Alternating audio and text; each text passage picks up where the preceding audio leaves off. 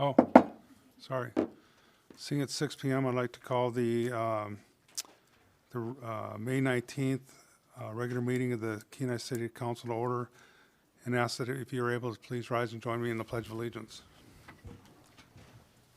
I pledge allegiance to the flag of the United States of America and to the republic for which it stands, one nation, under God, indivisible, with liberty and justice for all. Welcome, everybody. Clerk, please call the roll. Mayor Gabriel. Here. Councilmember Askin. Here. Councilmember Glendenning. Here. Councilmember Naxtat. Here. Vice Mayor Malloy. Here. Councilmember Petty. Here. Councilmember Winger. Here. Mayor Gabriel, you have a quorum. Thank you, Madam Clerk. Next up is agenda approval. Vice Mayor Malloy. Thank you, Mayor Gabriel. I move to amend the agenda by removal of item G5? G2. G2, yes, couldn't read my writing. By removal of item G2, purchase orders over 15,000, and to approve the agenda as amended. I'll second. Oh, we haven't got this. Is just agenda approval. Consent agenda? Oh, I'm sorry. Yeah. Sorry, thank you. It's that either. Before we get to agenda approval, council, I'd like to draw your attention to a laydown you should have in front of you. Action, add item D2, ordinance number 3211-2021, amendment memo requested by the city manager, dog park requested by the city clerk, and Dobbin spec information memo requested by Vice Mayor Malloy. Add item J1, city manager's report, April mid-month report requested by the city manager. Pleasure, council. Vice Mayor Malloy.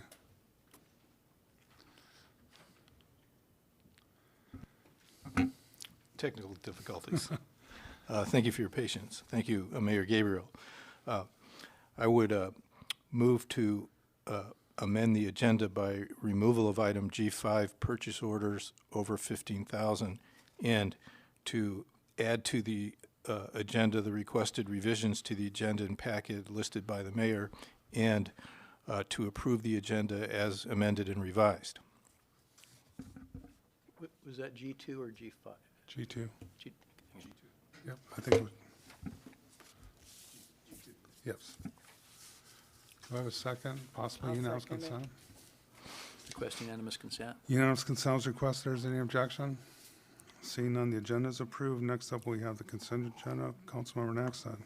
Thank you. I move for approval of the consent agenda and request unanimous consent. Second. Is there anybody on the council that would like to amend or anything that's on the consent agenda at this time? Seeing none, Madam Clerk, would you please read the consent agenda into the record?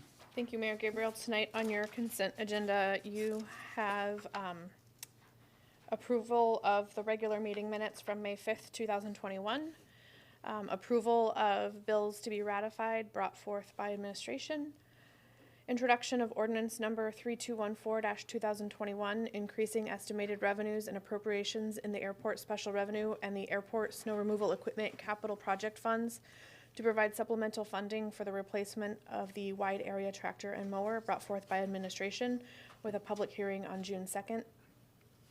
Introduction of ordinance number 3215-2021, increasing estimated revenues and appropriations in the water and sewer special revenue and water and sewer capital projects funds to provide supplemental funding for the Well House number 1 relocation project, and authorizing the issuance of a contract for the project, brought forth by administration with a public hearing scheduled for June 2nd.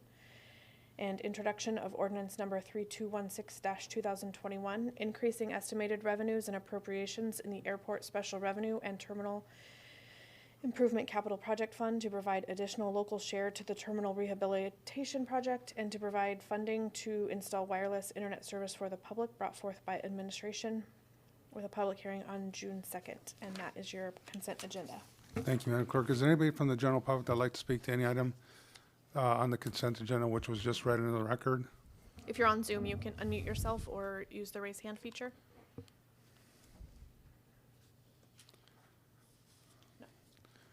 Seeing none, we'll bring it back to council. Any objection, council? Seeing none, the consent agenda is approved. Council, if there's no objection, what I'd like to do next is I always read in, every May, we have a proclamation that proclaims May as Poppy Month for American Legion Auxiliary Kenai Unit 20. And what this does is the American Legion, they make these, and I actually have one right here, so I got it kind of tied to my dispenser here, but it's a crepe paper poppy that is they're given out by the American Legion Auxiliary, but they ask for donations, and then through the use of those donations are used for the welfare relief of servicemen and women and their families. And so what I'd like to do is just take a moment, if there's no objection, to read the proclamation.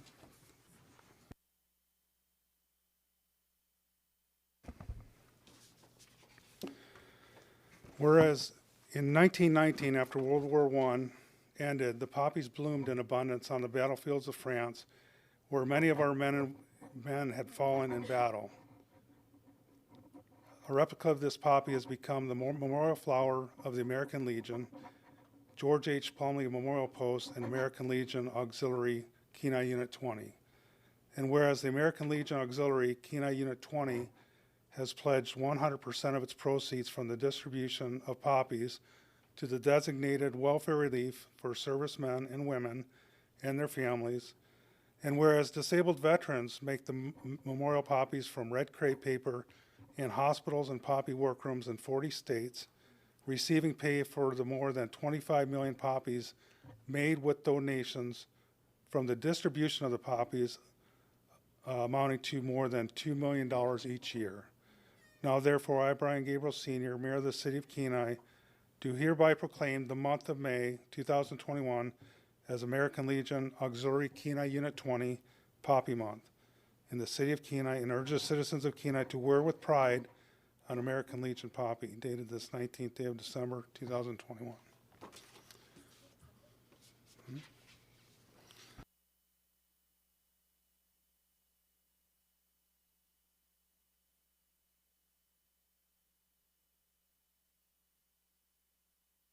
COVID be damned, we're going to continue that tradition. Next up, we have scheduled public comment.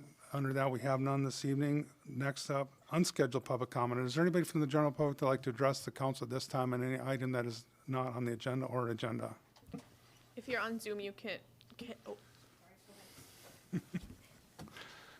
Hi, Brittany.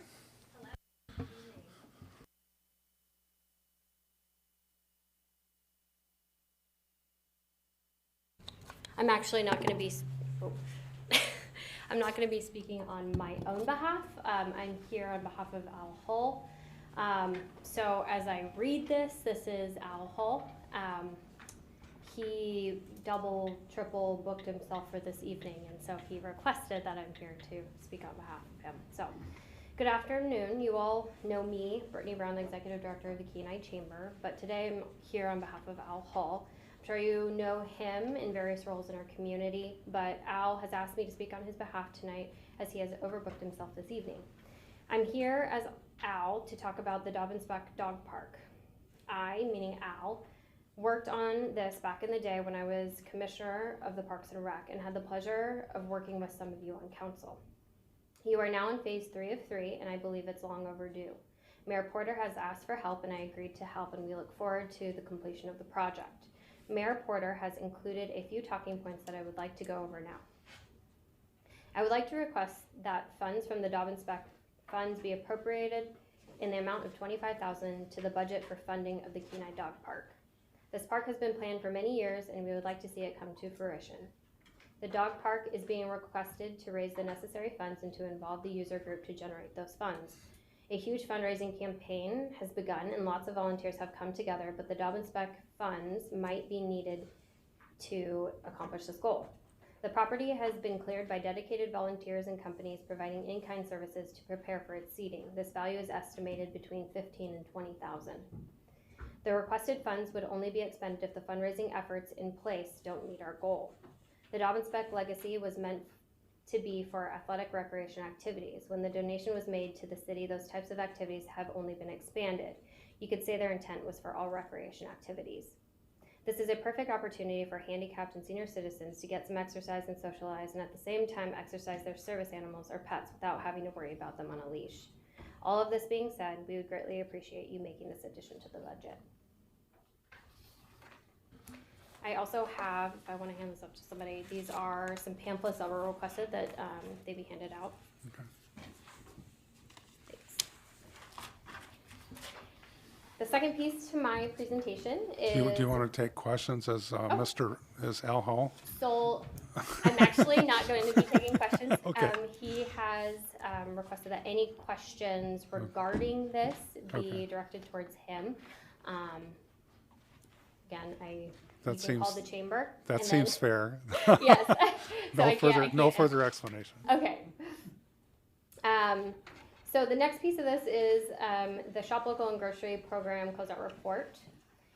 And first off, you know, we closed out both of the programs, and it was such an incredible experience to be able to run these programs and just see the impact that it's had on these community members and businesses.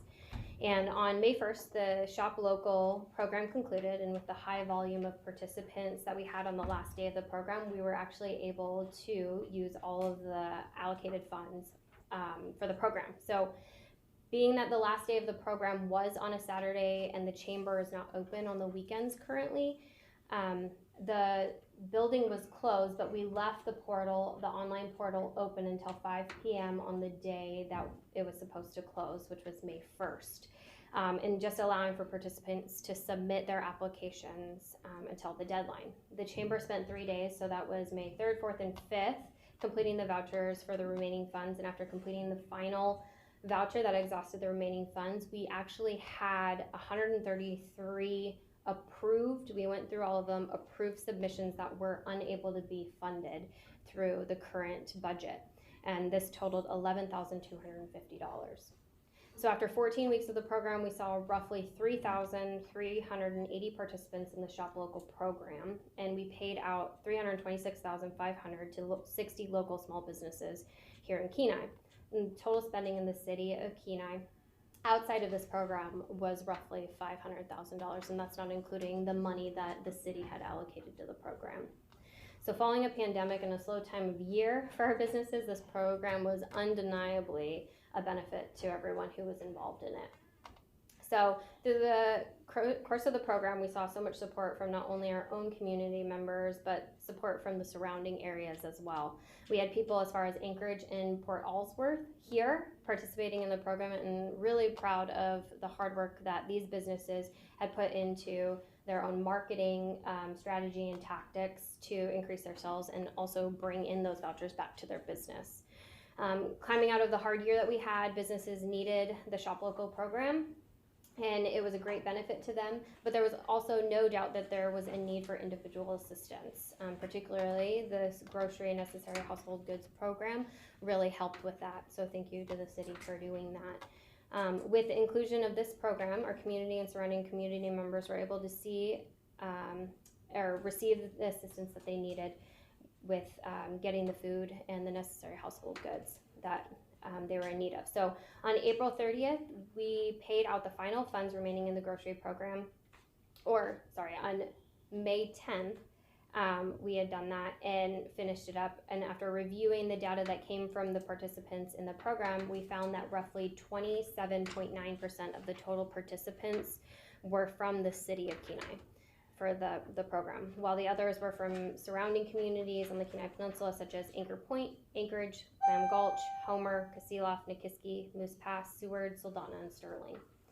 And on behalf of the Kenai Chamber Board of Directors, I'd just like to say thank you to the City Council for your confidence in the Kenai Chamber and our staff to administer both the Shop Local and the grocery programs. You know, over those last 3 months, our staff had the opportunity to go over and beyond supporting these small businesses and connecting with our community members, and doing it in a way that we couldn't have done it without your guys' support and without this program. So With our work to support, advocate, and promote for our members, we hope that the businesses who were involved and saw and got the opportunity to benefit from this program, we hope that they consider joining us and becoming a member to continue seeing the work that in partnership with the city, we're able to help provide for them. So,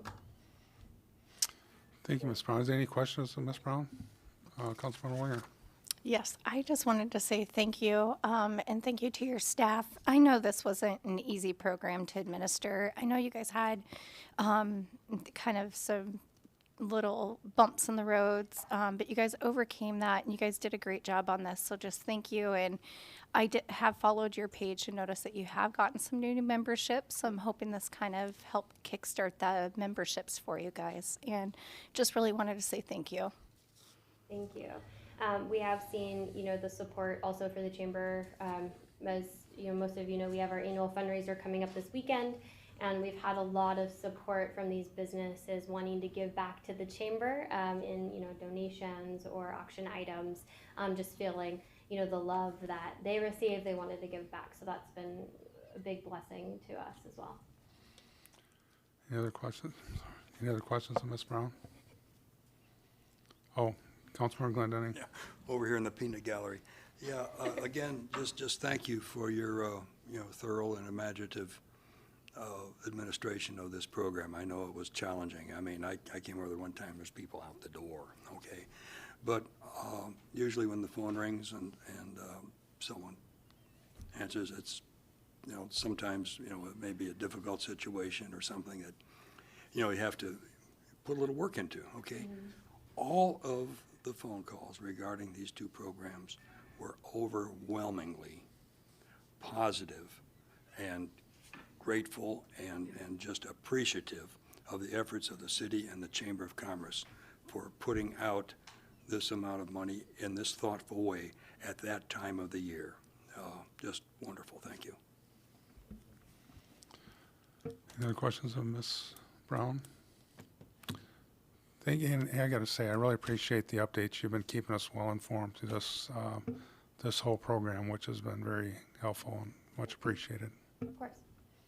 Thanks, Brittany. Thank you. Is there anybody else from the general public that would like to address the council at this time on any item that is not on the agenda or consent agenda? If you're on Zoom, you can raise your hand feature or unmute yourself.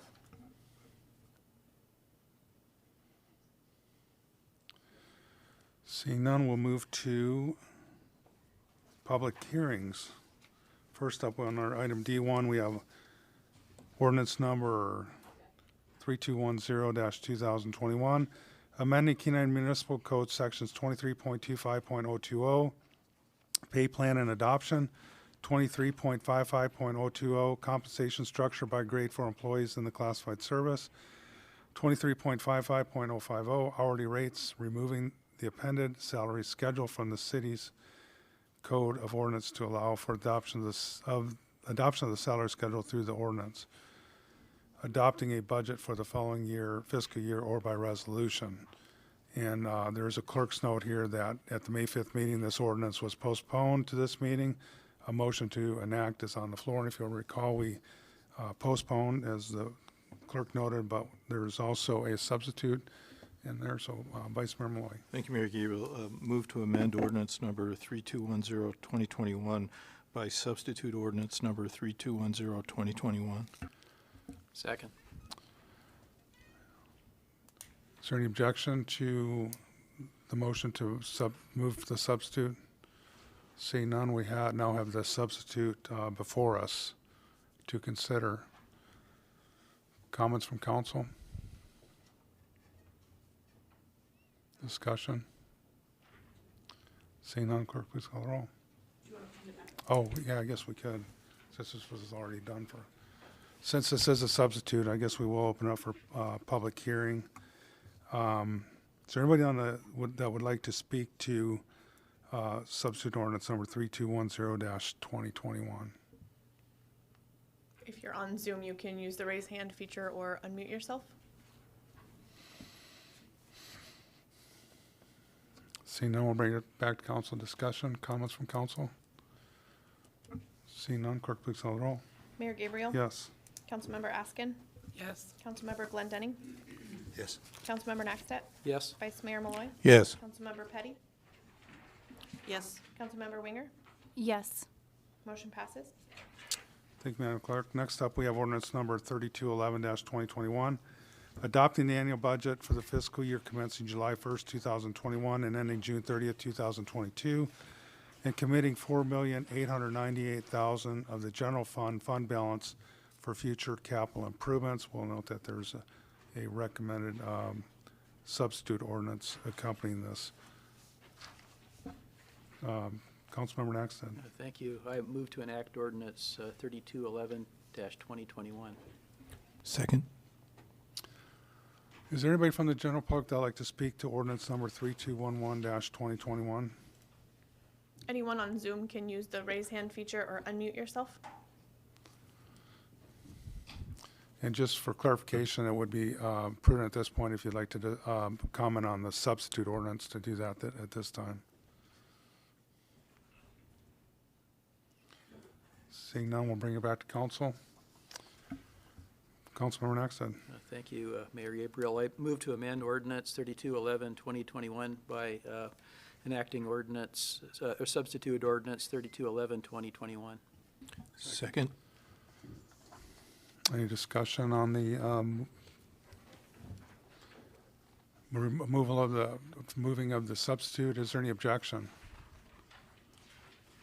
Seeing none, we now have substitute ordinance before us, and if I remember right, there was a suggested amendment that was in our laydown. If someone cared to move that, Councilmember Naxton. Thank you, Mayor Gabriel.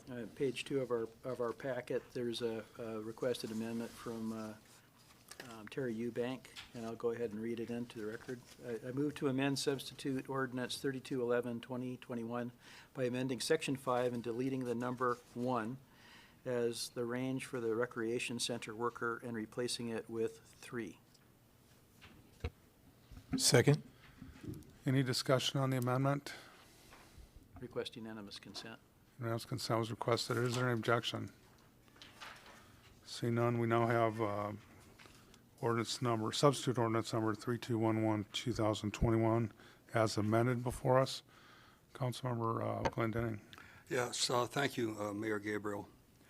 I would like to propose an amendment to the budget stipulating up to $25,000 be allocated or dedicated to the Kenai Dog Park from the Dobbin Spec Fund. I'll speak to it later. I'm just putting the motion out now, and perhaps we need a second. I'll second that. Very good. Councilmember Glendenning. Yes, thank you, Mayor Gabriel. What we have here is a recreational opportunity for the citizens of the town to exercise their dogs and themselves in the Dobbin Spec area. This, as the Al Hall memo stated, this project has been developing for some time and has received a great amount of support from the city. What I see here is that this is an opportunity for the public to come together and create a recreational opportunity, an asset for the city in the form of this dog park. As the Mayor Porter memo says, there are a lot of moving parts with this. It's going to take a while to get the money appropriated. I feel confident that in the end, enough money, shall we say, donated, enough money will be donated to totally fund the program. But there may be a need during the construction season to help with certain aspects of the physical development of this property. I know you've all read the memo from Mayor Porter, and have heard Al Hall's presentation. And I'll just say the dog park fits into the intent of a recreational athletic activity. It is a place for handicap or senior citizens to visit, network, exercises their dogs off or on the leash, and is exercised in the Dobbins Speck Family Park with swimming, trails, picnic, ice skating, and available dog area within the park of the plan. Without overstating it, I think this would be just a very wonderful recreational athletic opportunity for the city of Kenai. I note that in the memo that Mr. Eubank gave to us, there's a document by Vince O'Reilly and Janet Whelan, the city clerk, and it talks about the proceeds of this Dobbins Speck sale to be used exclusively for public purpose. And it further goes on to state that that dedication of athletic programs sponsored by the city of Kenai, the distribution of such funds will be at the full and sole discretion of the city council of the city of Kenai, to the Parks and Recreation Committees or other such city agency or city official as the city council may from time to time authorize to use such distributions. I submit that a dog park fully comports and fits in with the definitions given. I know it's going to be an interesting summer with all the events that are proposed and scheduled. There'll be a lot of energy and enthusiasm and effort placed in the fruition, the completion of this project. And I would ask your support for allocating up to $25,000 for the purpose of a revolving fund to support funding as may be required through the development of this project. Thank you. Councilmember Winger? Yes, I'm in support of this $25,000 going from the Dobbins Speck Fund to the dog park. There is a need in our city. I know I've fielded quite a few phone calls lately on dogs in parks, pooping in the kids' park area, peeing on slides. So people are taking their dogs out. They are exercising them. There is an obvious need to kind of break up the dogs out of those kid park areas. I know some people say there's always the beach. However, there's still a leash law, and even though your dog's on the beach, they're still supposed to be in the leash, and that's kind of a benefit to the dog park is there is some freedom where they can run freely and they don't have to be on the leash. You don't have to worry about other dogs that maybe aren't leash trained coming after your dogs and tying up with you on the beach. So I'm totally in support of this. I think it'd be a great benefit. I know originally in the Dobbins Speck plan there was a dog park, and I think it'd be great to get this phase of it going, and I fully support this. Vice Mayor Malloy? Thank you, Mayor Gabriel. Yeah, I recognize there's a need for the dog park in the city of Kenai, and thank retired Mayor Porter and Al Hall and everyone for working on that, and the community group that's working on that project. And it will benefit the city of Kenai and our residents and people that come to the city. However, I can't support this motion because I think that the intent of the Dog and Speck Fund is narrower because, the legislation where the city adopted it clearly said it was the funds were dedicated for athletic activities sponsored by the city of Kenai. And my recollection was a little bit of that was that it was narrower than, Mayor Porter, whose opinion I respect, and I appreciate the administration for putting together some of the history so that we could see what the fund has been used for, consistent with the intent, such as for the multipurpose facility, you know, clearly for athletic activities sponsored by the city. You know, although I did support it at the time, it was a stretch to use the fund for, you know, the bike path on Beaver Loop. You know, the argument that persuaded me for that was that, you know, running and biking are athletic activities. And running and biking are athletic activities, you know, for example, like with triathlon, et cetera. But I think I wouldn't like to see the city of Kenai violate the intent of the donors, which I think was more narrower than that. So I think that if we're going to, you know, step in and fund the dog park instead of it being community, that should be from the general fund rather than the dog inspect park fund. Thank you. Any further comments or questions? Councilmember Nexted.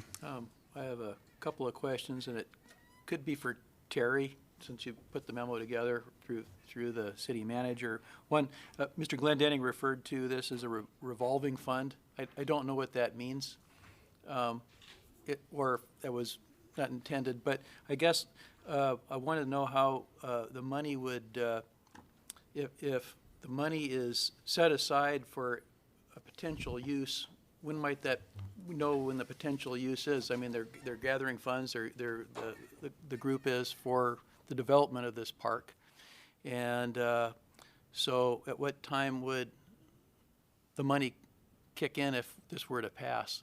Or would that come from administration?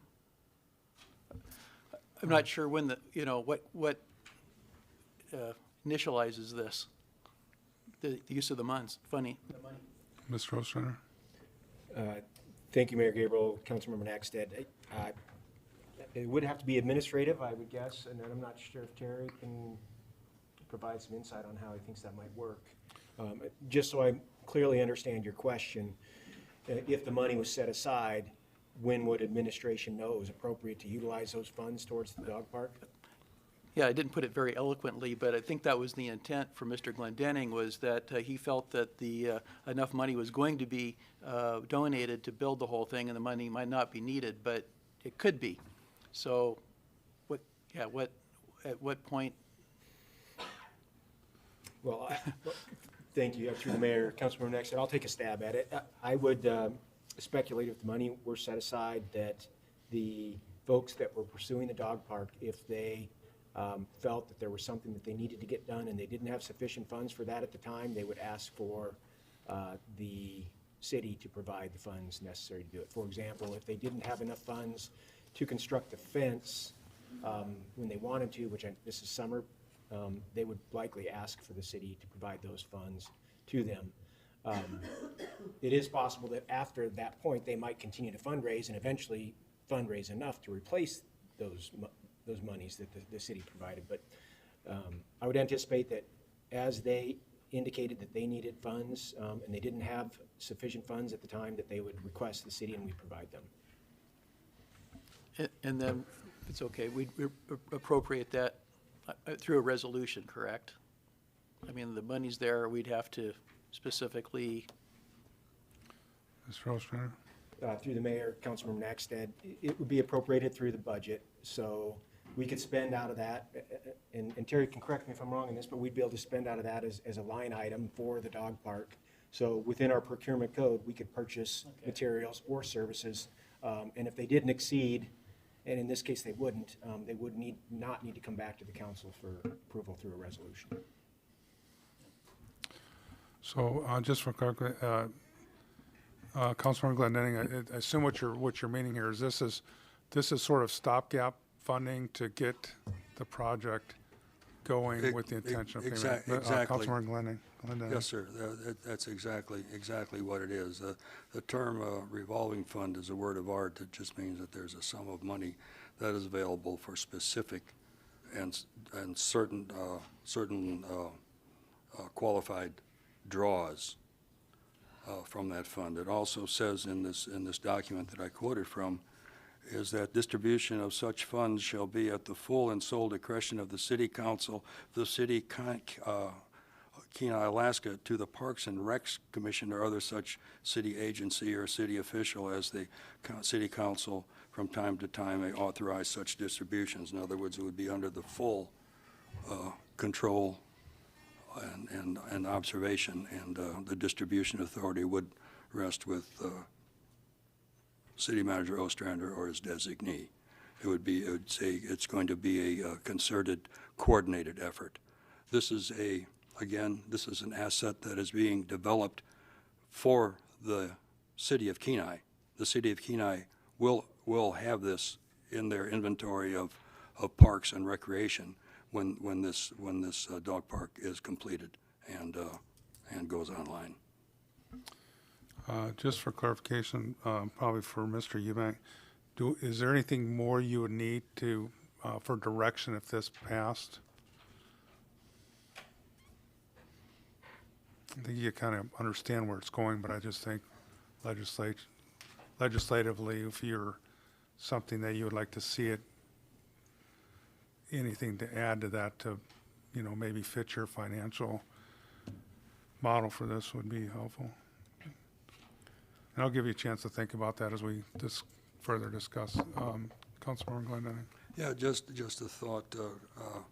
Councilor Malloy did not specifically object to the concept of a dog park.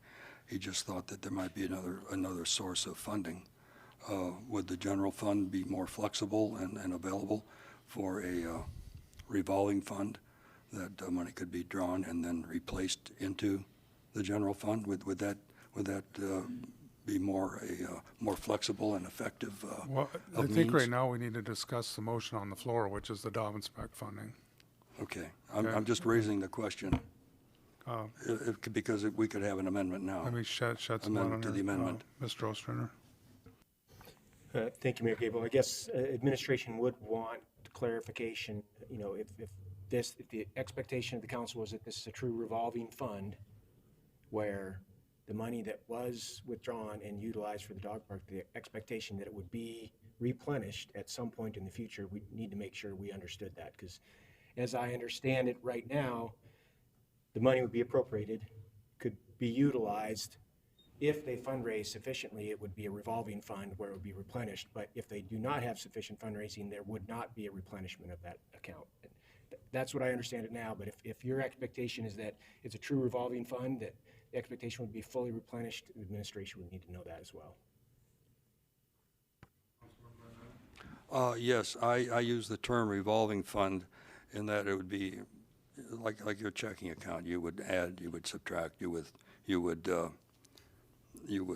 adjust the amount. The idea is that the city would participate in the financial responsibility also for this dog park.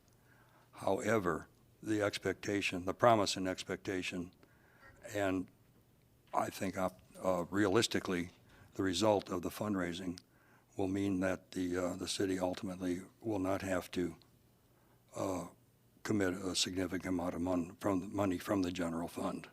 But this is an asset that is to be dedicated and, of course, assigned, given to the city. In fact, the city will own it from the jump because it is on city property and is for the benefit of the citizens. I have one other question of Mr. Glendenning. So is it your intent that once the dog park's complete and this fund reaches $25,000 that no longer exists, that money reverts back to the Dobbins-Spec Park? Because say that again. So you're sort of talking about a revolving fund that sort of works almost in perpetuity. But you're saying is that you use this stopgap funding so that once the park is complete and the fundraising efforts reach $25,000, that money is reverted back to the Dobbins-Spec fund, and that revolving fund goes away. That is one aspect. The other aspect is that $25,000 was requested because that how can we say, it defines the immediate seasonal need Sure. for materials and stuff. There could be other expenses such as signage, apparatus for dogs to exercise on, et cetera, et cetera. But the full intent of my amendment, my motion, is to have a sum of money from Dobbins-Beck to underwrite funding that would be needed during the construction season. The money raising will go on. It will kick off on the 4th of July and continue on through the fall into the winter. This is not a one-shot deal. This is going to go on and on.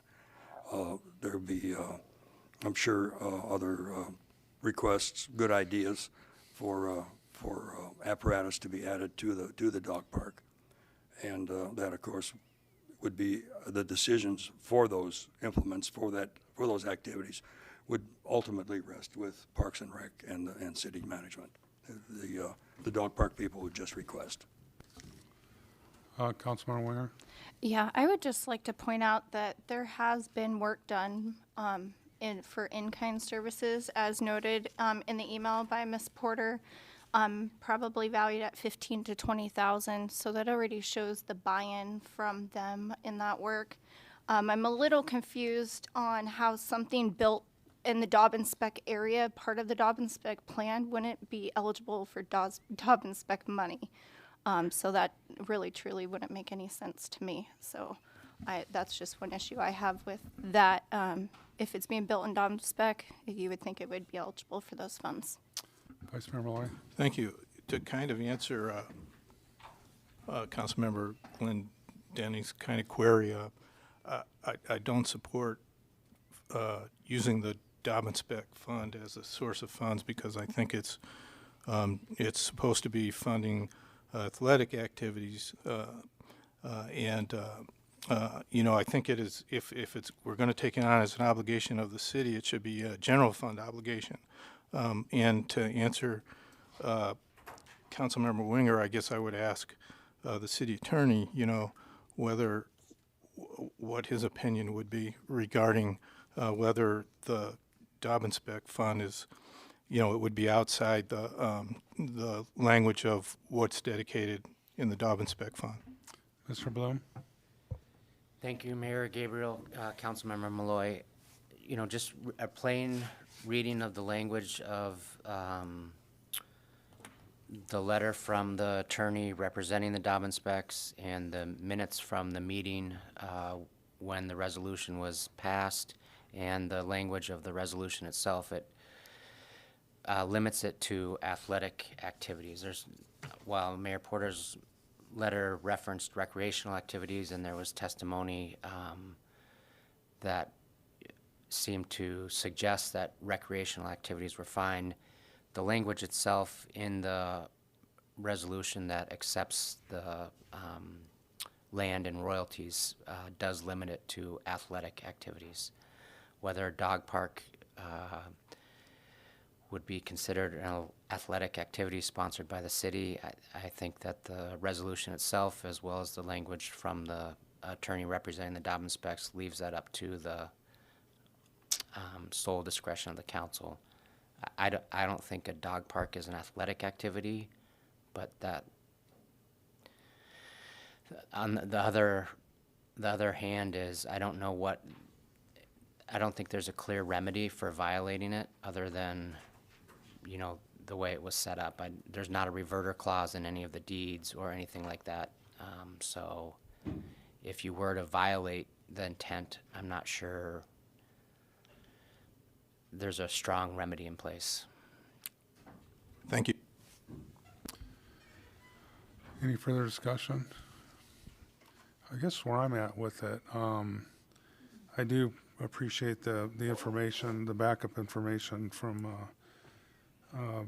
Ms. Eubank and also Mr. Bloom, but that it does say in the memo that the distribution of such funds will be at the full and sole discretion of the city council or such other city agency or city official as this council may from time to time authorize use of such funds. So if we look at like the bike path, as Mr.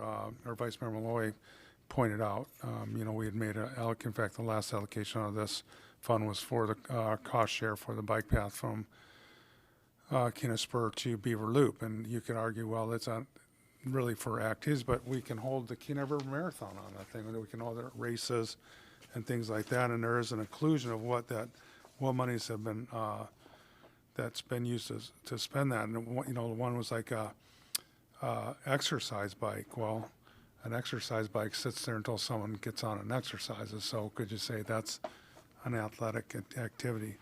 There's other things too here. The rec center gym floor refurbishment, which was, athletic or related, but maybe not directly related to, athletics. You need the floor refurbished to have the gym floor. So I think what I guess I kind of agree with Mr. Bloom here is that, we can sort of make the decision of what constitutes that.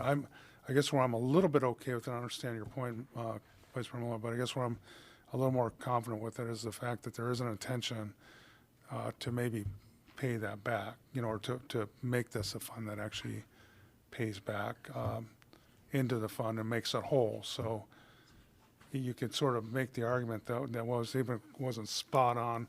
We weren't building a dugout at a baseball field, which would be probably considered solely. But again, you make the argument of, what constitutes an athletic activity. So I guess I guess I'm okay with this as far as it moving the project forward, and with the intention that it does get paid back to the fund. Councilmember Askin. Are we going to make a time limit? Is this going to sunset at some point, or is it going to be a perpetual rotating, revolving account? Councilmember Glendening.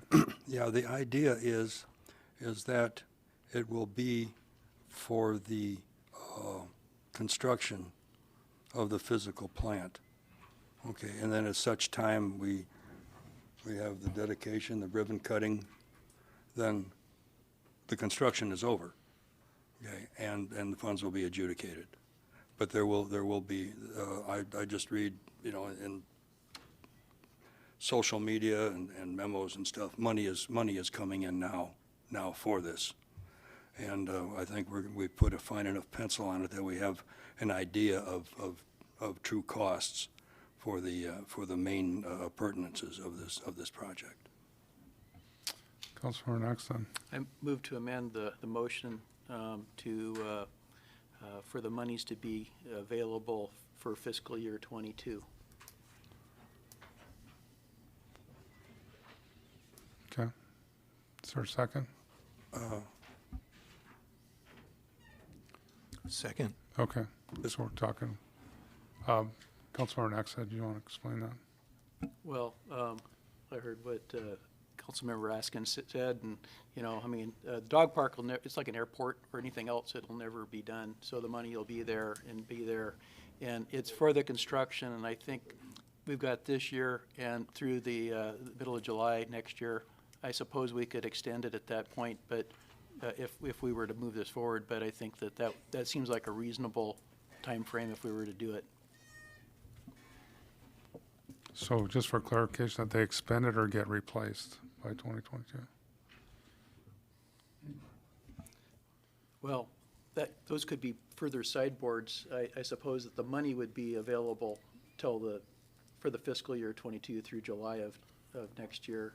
And then when it gets replaced, it still remains a question where the money comes from and how it comes in to replace it, and the time frame on that. Okay, so this And- is on the or who's expend. responsible for doing that, for that matter. Okay. So just for clarification, the intent was for the expenditure in 2022, If needed, if needed, sure. yeah. Is there any other further discussion on the amendment, Councilmember Glendening? Yeah, I think that's a creative approach to this. We are saying that the major impetus for completion of this dog park, at least the major facets of it, would be in this construction season going on into the fall and winter. Sometimes things linger over into the spring, but for fiscal year 22, I think that's a reasonable control to put on this expenditure on this project. Any further discussion on the amendment? Clerk, please call the roll. Councilmember Askin, Yes. Councilmember Glendinning, Yes? Councilmember Naxtat, Yes. Vice Mayor Malloy, Yes. Councilmember Petty, Yes. Councilmember Winger, Yes. Mayor Gabriel. Yes. Motion passes. So now we have the amendment, which would be to pull the $25,000 out of Dobbin Spec Fund and use it for stopgap funding for the dog park, which would be reimbursed at some point after completion of the park. I do have a question please, Mr. Bloom. Sorry, I just want council to be aware, there's not a reimbursement requirement in this. What this brings up is a very complex issue with the Little Davis-Bacon Act, which requires the payment of the prevailing wages on public construction projects. And the cap is $25,000. I'm sorry, the minimum is $25,000. So any public construction project that exceeds $25,000 would require the payment of prevailing wages. It gets really complicated because I don't think it would just be the city's contribution. It would be the city's contribution plus whatever volunteer contribution there is. And if you have a revolving fund where we expect maybe some to get paid back and some not to get paid back, it's going to be interesting, and we'll work with the volunteer organization to follow state law. But it could add, I just want council to be aware that if it did trigger this to become a public construction project under Little Davis-Bacon, it could significantly add costs to the project. Councilmember Petty. If we reduce that amount to 23,500, would that alleviate that challenge? Mr. Bloom. Thank you. Not really, because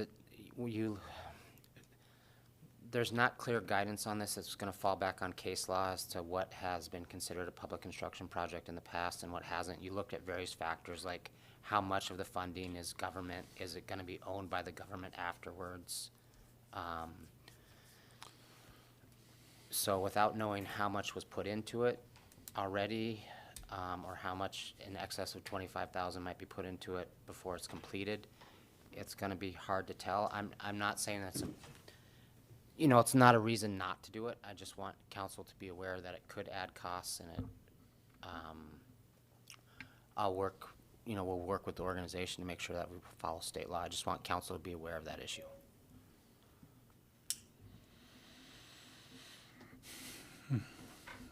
Any further discussion? Oh, Mr. Ostrander. Thank you, Mayor Gabriel. Actually, I'd like Terry to speak to this specifically related to what Mr. Bloom mentioned, and also talking about the revolving aspect of this. I think administration of this, I think he may be able to shed some light on how we could administer this to keep us out of trouble. Mr. Eubank. Thank you, Mayor. My concern when you asked about administering this, when I envisioned or when I saw the email from Mayor Porter and listened to the amendment, my initial reaction was we were going to provide a grant to an agency on a reimbursable basis up to $25,000 for construction at the dog park. I did not envision becoming a revolving fund where checks are going to be potentially brought to the city as donations get made to repay a certain amount of loans, and the city be direct paying vendors or paying bills on behalf of another group. I didn't envision any of that. I figured it would act like most of our other grants to agencies where they submit invoices or supporting documentation for the grant and we reimburse them accordingly. So I do have concerns with it being administered in that way and the effort that's going to take. I think the other thing that's unclear to me and the position that I don't really want to be put in is to evaluate what constitutes the end of the construction project. Does the scope of the project expand to make sure we use the city's $25,000? Or, I mean, where does that construction project end per se? And I don't want to have to be the one that decides when they should have paid money back versus making a scope change to the creation of the park too. So just a few concerns, I think, from our end, from my end in trying to administer this. I'd recommend just providing a grant for up to $25,000 on a reimbursable basis. Reimbursable to buy the receipts submitted? Sure, and that doesn't necessarily mean that they have to have paid the bill, but if somebody installed the fence and they have an invoice for that job, we could provide them the funds that they could then pay to the individual who did the fencing or whatever.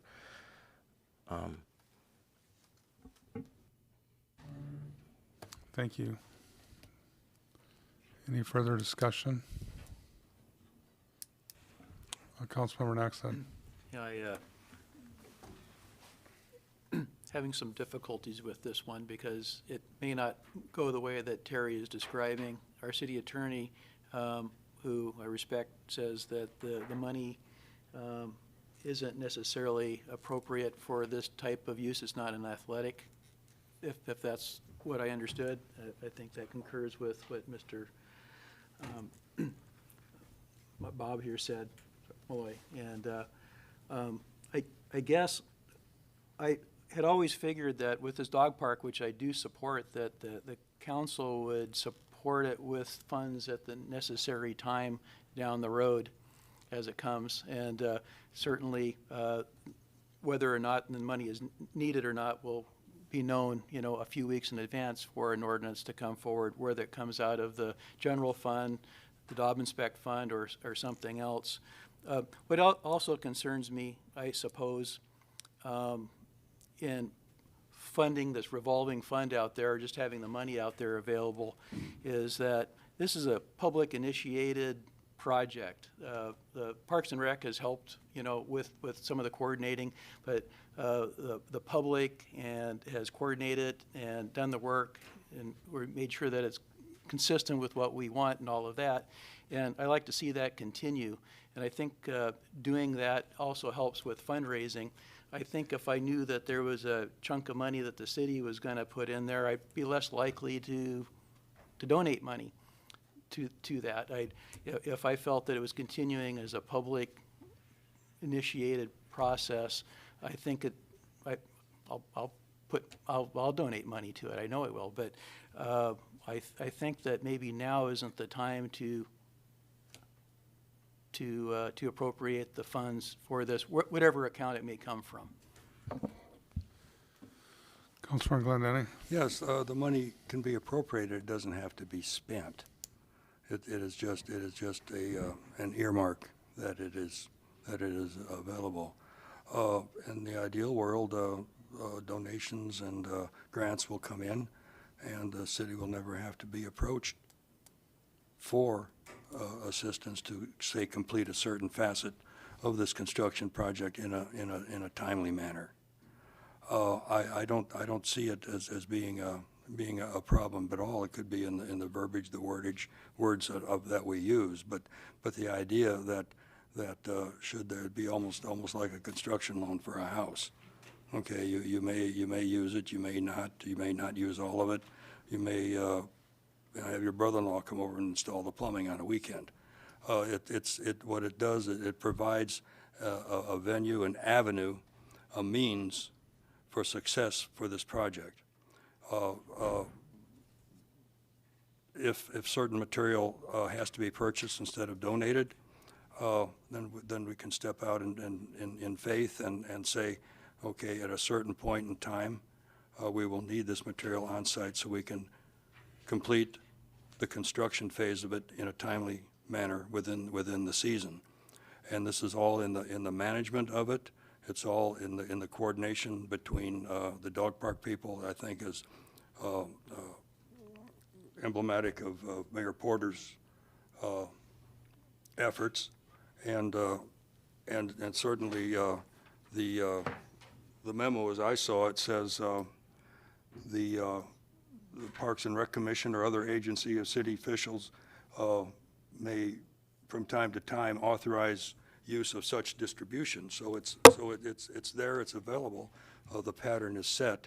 I understand our public finance director's concern, but the devil is in the details, and I think we can appropriate the money, set it aside, continue, and start raising funds, and begin working with those. I think it's entirely doable under this amendment that Councilor Nackstead proposed.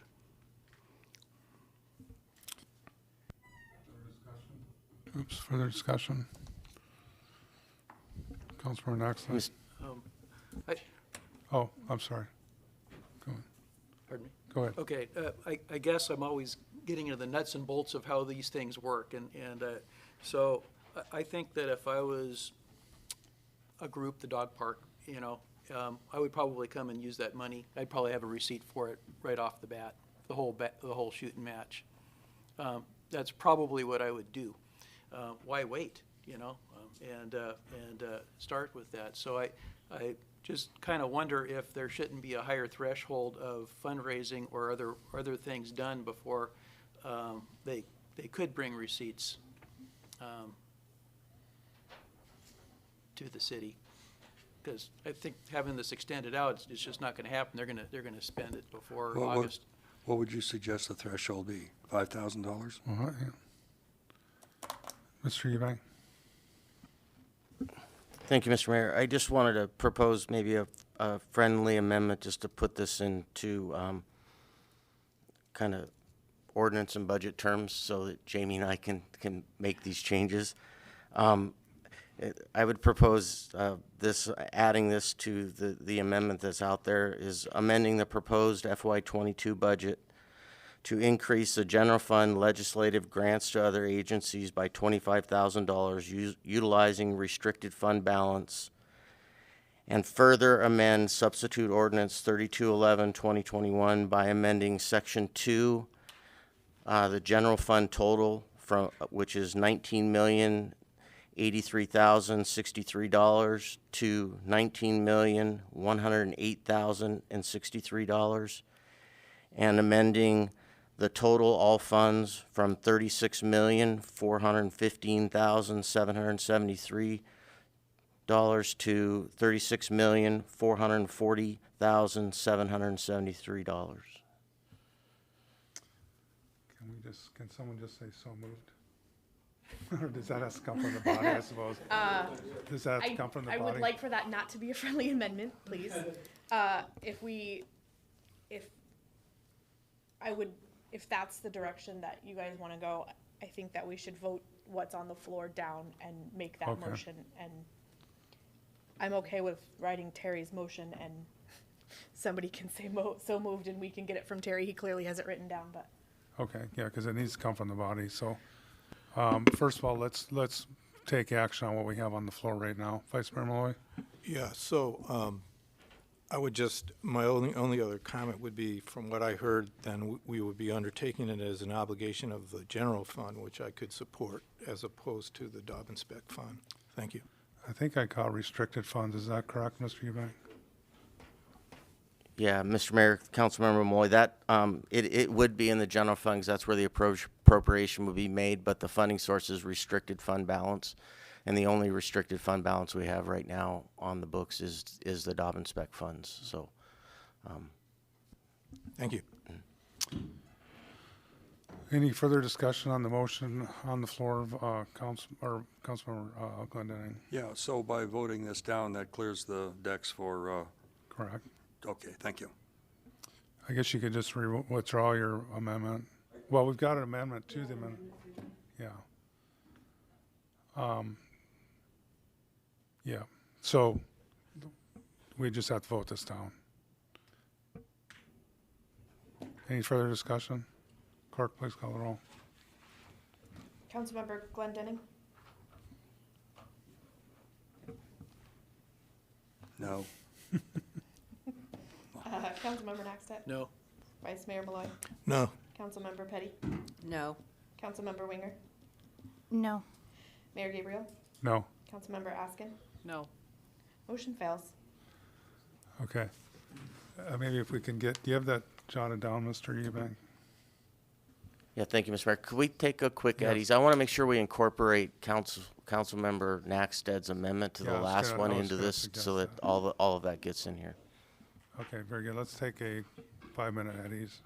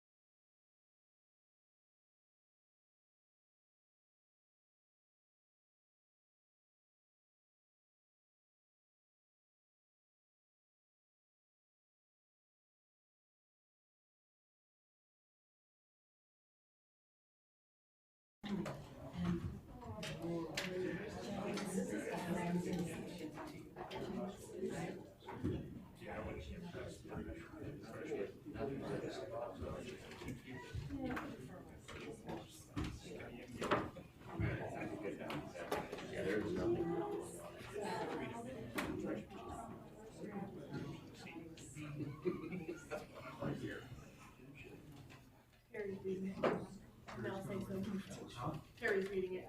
There's arrows and stuff, so. Yeah. I'll accept, I'll allow it. Thank you. Thank you.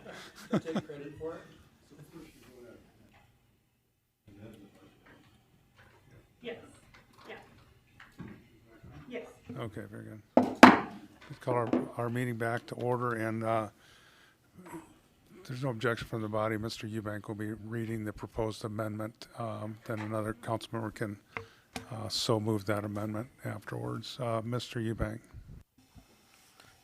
Thank you, Mr. Mayor. So the amendment would be amending the proposed FY22 budget to increase the general fund legislative grants to other agencies by $25,000 utilizing restricted fund balance and restricting the grant period to FY 2022, and further amend substitute ordinance 3211-2021 by amending section 2 general fund total from $19,083,063 to $19,108,063, and amending the total for all funds from $36,415,773 to $36,440,773. Councilmember Askin, I so move. for a second. I'll second. Seconded by Councilmember Winger. Any discussion on the amendment? Clerk, please call the roll. Councilmember Naxtat, Yes? Vice Mayor Malloy, No. Councilmember Petty, Yes. Councilmember Winger, Yes. Mayor Gabriel, Yes. Councilmember Askin, Yes. Councilmember Glendenning. Yes. Motion passes. Thank you. Council, we now have substitute ordinance number 3211-2021 as amended before us. Is there any further discussion? I would like to, Mr. Eubank, through Mr. Ostrander, there was an agenda, or I think if I remember reading through the packet, there was something you put in about our insurance rates. I should be more prepared, but what I was wondering is if there needed to be going to be a change to the budget after this, or if you've gotten those back yet enough to where, and I excuse me for not. Yeah, thank you, Mr. Mayor. We have settled in on a place for health insurance renewal. We'll have a resolution before council at the June 2nd meeting to authorize it. It is within the amount that was included in the budget. The proposed renewal is an 8.5% premium increase from Primera. That's down from 12%. That was their initial renewal quote. And we will be looking at other alternatives. Frankly, we're kind of under a time crunch right now to switch providers or switch plans significantly at this point would be very difficult between now and July 1. But in light of some of the information we've gleaned, and we are going to be looking at potentially a mid-year switch in January if it seems warranted. But we're going to go through a process to determine if this is the best fit for the city. It's really difficult for us to think that what the path we're on is sustainable, and if Primera is the right partner for us to be in with that, they very well may be. I don't know. We'll let the process work itself out, but there will be a resolution before you at the next meeting to authorize it, and it's within the budgeted amounts, so Okay. we'll be fine. And that was my question, was to assure that we didn't have to take any action tonight because, okay, thank you. So we have substitute ordinance number 3211-2021 as amended before us. Any further discussion? Vice Mayor Malloy. Thank you, Mayor Gabriel. I think what we have before us for the city and the substitute ordinance is a good budget for next fiscal year. And I want to recognize the hard work of the department directors and administration and all of my colleagues on council, in the work session that we had where we worked on the budget and we made some revisions to the budget. I support the substitute ordinance as amended. The only issue I had was the source of funding for the dog park. I certainly support the dog park and look forward to it being a successful community project. And I'm happy to support the substitute ordinance for our next budget year. Thank you. Any other discussion, deliberation? Councilman Glendenning? Yeah, I echo Councilor Malloy's sentiments. Who knew when the COVID hit that we would at least be in a point where we could break even or think positively about our future and envision capital projects such as we have proposed, not necessarily funded yet. And I think it shows leadership and imagination on the part of our city management, and I'm proud to support this budget. Thank you. Thank you. Any further discussion, deliberation? I'd like to also just say thanks to the administration and our finance director putting this together. And we had a great budget work session leading up to this, and hopefully you'll get another budget presentation award, Ms. Eubank. Seeing no other discussion, clerk, please call the roll. Vice Mayor Malloy. Yes. Councilmember Petty. Yes. Councilmember Winger. Yes. Mayor Gabriel. Yes. Councilmember Askin. Yes. Councilmember Glendenning. Yes. Councilmember Nextet. Yes. Motion passes. Thank you. Clerk, or Council, we're on item D3, ordinance number 3212-2021.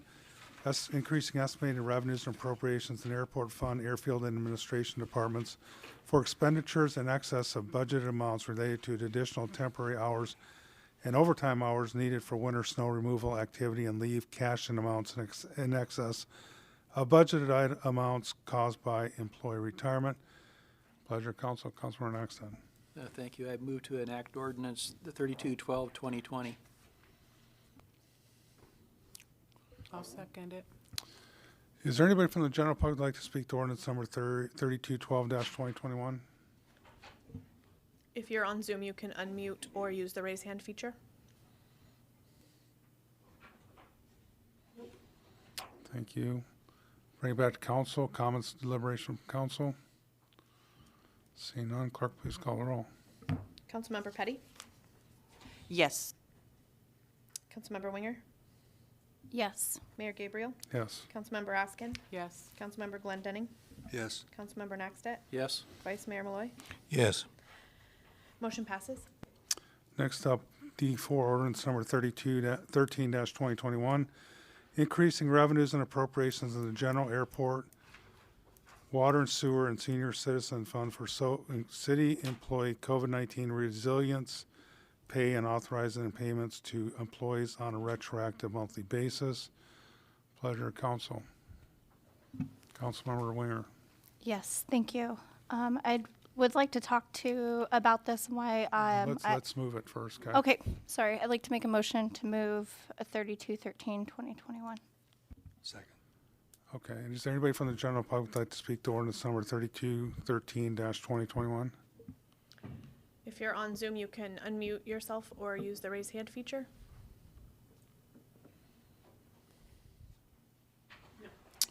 Very good, we'll bring it back to council. Councilmember Winger. Yes, thank you. So one of the reasons why I wanted to recognize our employees is the job that they did over this past year. We asked our employees to stick with us through the unknowns, and they navigated it truly well. Some of the ways that people would in our community would label our employees is that they're dedicated, that they're resilient, they're loyal, they're hardworking, they're dependable, they're good people, and they're compassionate. And these are some of the ways that our people in our city are described by our constituents. So during this pandemic, we took care of our administration after a tough year, and we also heard from many of our multiple department heads in the budget session that they could not have done this without the dedication from their crews, from working hard and taking on extra responsibilities, the flexibility that they showed, and that was highly spoke about in the budgets.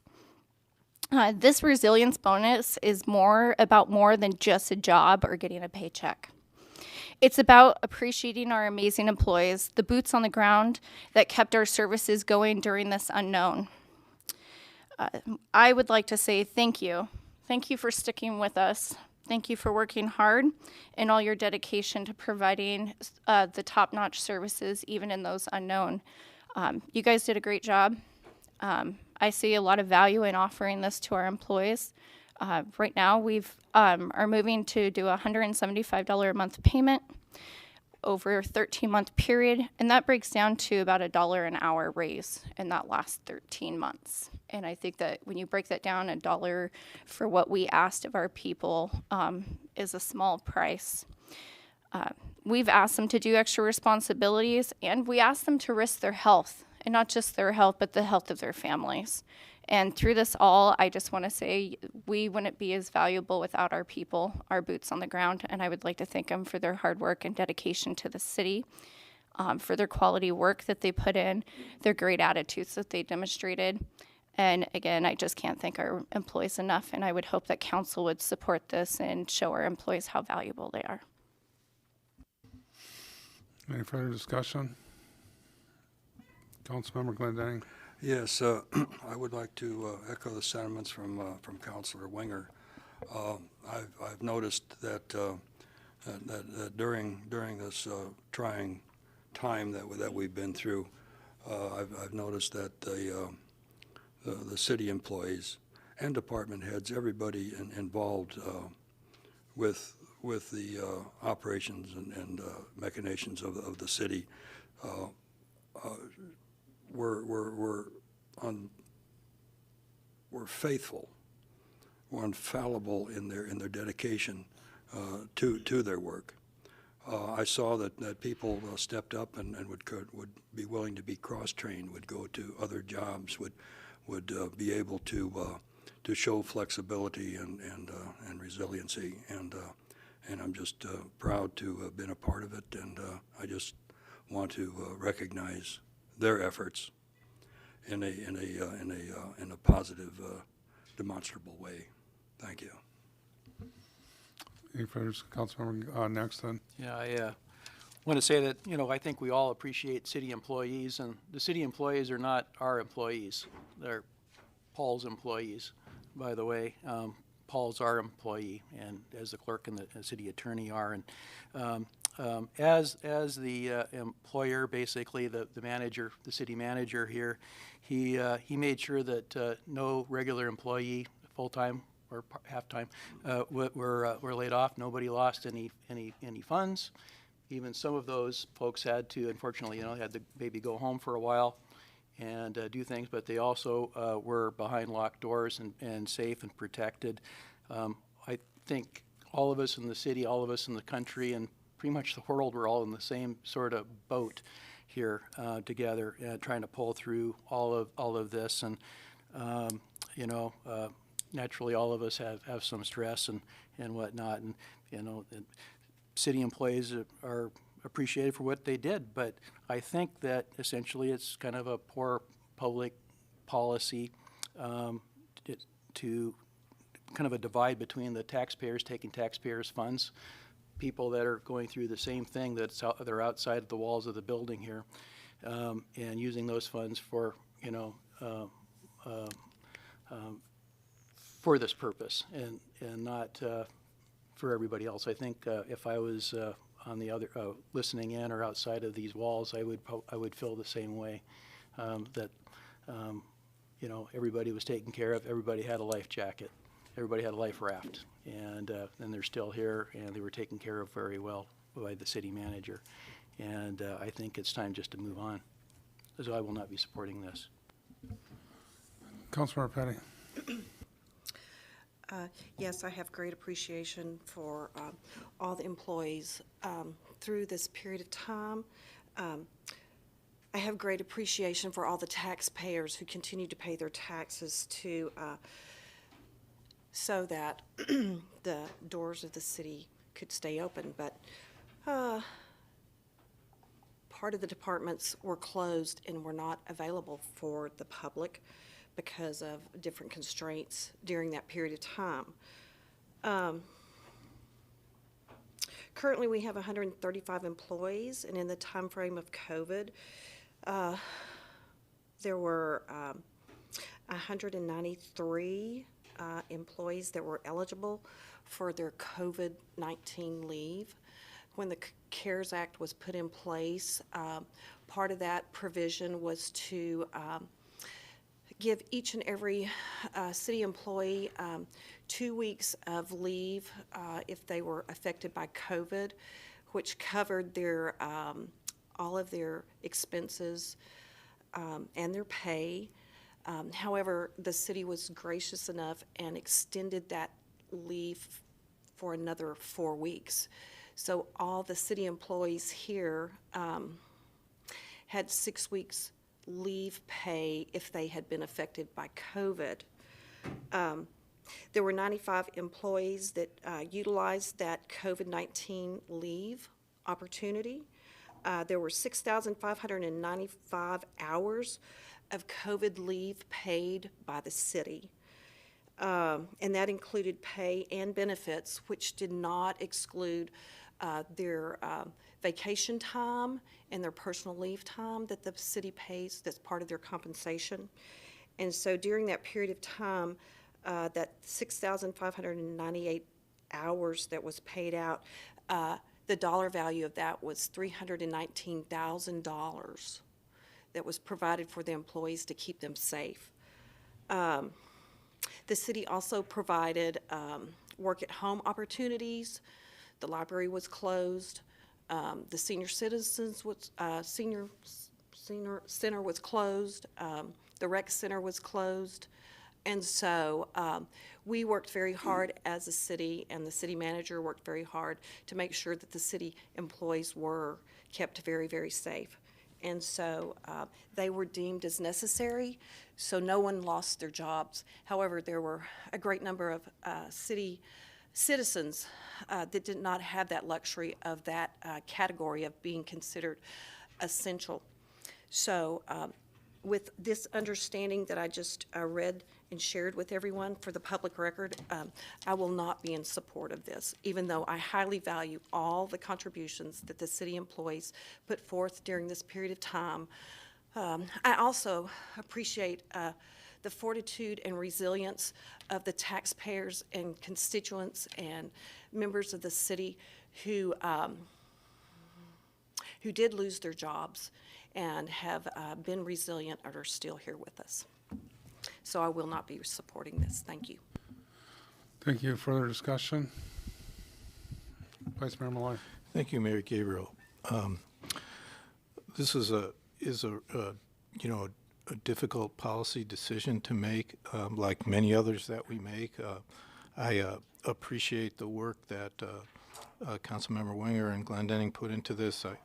I like my other colleagues, I also appreciate and thank our city employees for the work that they did during the COVID-19 public health emergency. And I agree with some of the language of it, about how our employees continue to play a critical role in response to the public health emergency, from addressing community needs to providing vaccine opportunities. And providing vaccine opportunities is really the focus right at the present time as we're coming out of this. And that, like other employees, the city employees perform their duties during our emergency in an environment of uncertainty and increased stress. And I appreciate very much the information from Councilmember Petty, because again, part of our responsibility is our fiduciary responsibility towards the funds that we do have and the taxpayers that that pay to us, to the city, to support the operations. This is, if this were to pass, I want to clarify that it isn't an actual raise. It's I know there was a comment to that effect, but it's not actually a raise. It's just a retroactive compensation in recognition of work that was done during it. So like others, part of me wants to swing that way, and part of me swings the other way, because this is the equivalent to this, and this is also not a part of the budget, which is a good thing. It's off budget, and if it did pass, it's my understanding that there's that employees should not have an expectation, that this would be, again next year. But if it were, it would be, the 300,000 would be equivalent to like a 0.31 mil out of our 4.35 that we are doing for next year. So that's the other part of me that says that, has hesitancy about it. And I understand also Councilmember Nexted's point, and thank him for his comments. Any further discussion? Councilmember Glendening? Yeah, I just have a question of Councilor Malloy. Some of the discussion was the gross amount that was proffered here, the 300,000. Is there a lesser amount that would make it more palatable for your philosophy, or is it just the idea that a resiliency pay for our employees are out of bounds? Fully 40% or almost 40% of these funds actually flow to public safety. That's the largest group that would accrue benefit from this. I'm just trying to be holistic and again recognize the extraordinary contribution that the employees of the city have made, and other organizations in the city have rewarded their employees appropriately also. So anyway, that's my question. Well, that's not one that Mr. Vice Mayor Malloy would have to answer if he doesn't feel like it. Actually, at this, I'd like to pass the gavel to the Vice Mayor and ask to be recognized. So I'll accept the virtual gavel, and you have the floor, Mayor Gabriel. Thank you, Vice Mayor Malloy. So as you recall, 2 weeks ago, there was a motion to not introduce this ordinance. I voted to not do that. I mean, I think that was a swing. It could have gone to be not introduced, but I think it's important that we do have these discussions and people understand, why, maybe individually why people are either for or against something. I do appreciate Councilmember Petty's. That was one of my talking points, was to talk about the things that the city did and the administration did for our employees to mitigate COVID within the city of Kenai. We had, and the COVID leave was a big portion. I was aware it was a fairly high number. I didn't quite understand it was $319,000 of COVID leave. That was, which is great, and rightfully so. I mean, that was one of the things that administration did to mitigate the spread of COVID within our workforce. There was other things too, particularly in the case of fire and police, with extra PPE for our employees to and training and vigilance to not get COVID. That was part of it. As a matter of fact, I would imagine that our employees probably had a higher risk of getting COVID, going to a store, going out in the general public when they were on their off hours than they were an employee of the city. That's just my opinion, but there's probably truth to that. That at the very least, they had as much of a chance as getting COVID, outside of the hours of employment. I think our employees are our greatest resource. I've said that before. I think we have extremely hardworking employees that come to work every single day. the problem I have is that we're trying to make this, you know, it's a $300,000 appropriation out of general fund money, which we have a little over 100 employees in the city, but we have, you know, 7,000 people. And those 7,000 people are paying for the 100. Now, a lot of these other people the other people that in our citizens, some of them, you know, were exposed to COVID probably at a higher scale because of work, you know, doing the things that they do, just like keeping our city running, you know, keeping businesses open, which provides the sales tax revenue that runs this city. And it's not this is one that I don't like being in this position where you almost feel like if I don't vote for this, then I'm against our employees. That's absolutely not true. I just I think that if you say this is hazard pay, then I think every citizen could make the claim, well, gee, I had to go to the post office every day. I had to go to the grocery store every day, and that was a hazard to me, and I didn't get any compensation. And I see we're taking $300,000 out of general fund to make it up to our city employees, which I said they did a great job, but a lot of other people did. I mean, I just have a hard time with that aspect of it. You know, how the citizens who are actually putting the bill for this as general fund dollars, how they would feel about this, and I just don't think it's supported. So with that, I'll not be in support of this. And if you've concluded your remarks, I'll return the gavel to you. Thank you, Vice Mayor Moy. Councilmember Winger. Yes, thank you. I would like to clarify that this would be, yes, a one-time payment, retroactive back payment to employees, and that's because the $300,000 marker was set. I keep hearing a lot of, we don't want to take taxpayers' funds, and I would not want to either. The thing is we had COVID funds. We had COVID funds that were unutilized that we reversed back into our general fund. By my math, we put out a Shop Local program, which helped the people in our community. We put out a grocery program, which again helped the people in our community. As we heard earlier, it helped multiple communities. We also put out more grants, so we helped the business community. So out of these COVID funds, we've put a lot of money back into the community. And this money, yes, would be coming out of general fund, but the $300,000 marker was set because that would be the difference of the $1.1 million that we reversed back into our general fund that we were unable to utilize and get out in the small business grants. So between the Shop Local program, the grocery program, the grants, the food bank donation, that leaves roughly a little over $300,000 of that $1.1 million that we reversed. So that was how this money came about. Yes, it would be coming out of general funds, but that would be from the COVID money that has freed up those general funds. So we have taken care of our community.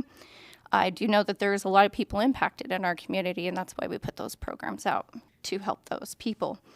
Not everybody within the city had the ability to work at home. We heard people got to work from home, but 50% of our employees did not. So we had our public safety. You can't fight a fire from home. You can't go on a domestic violence call from home. You can't test the water treatment facility daily from home.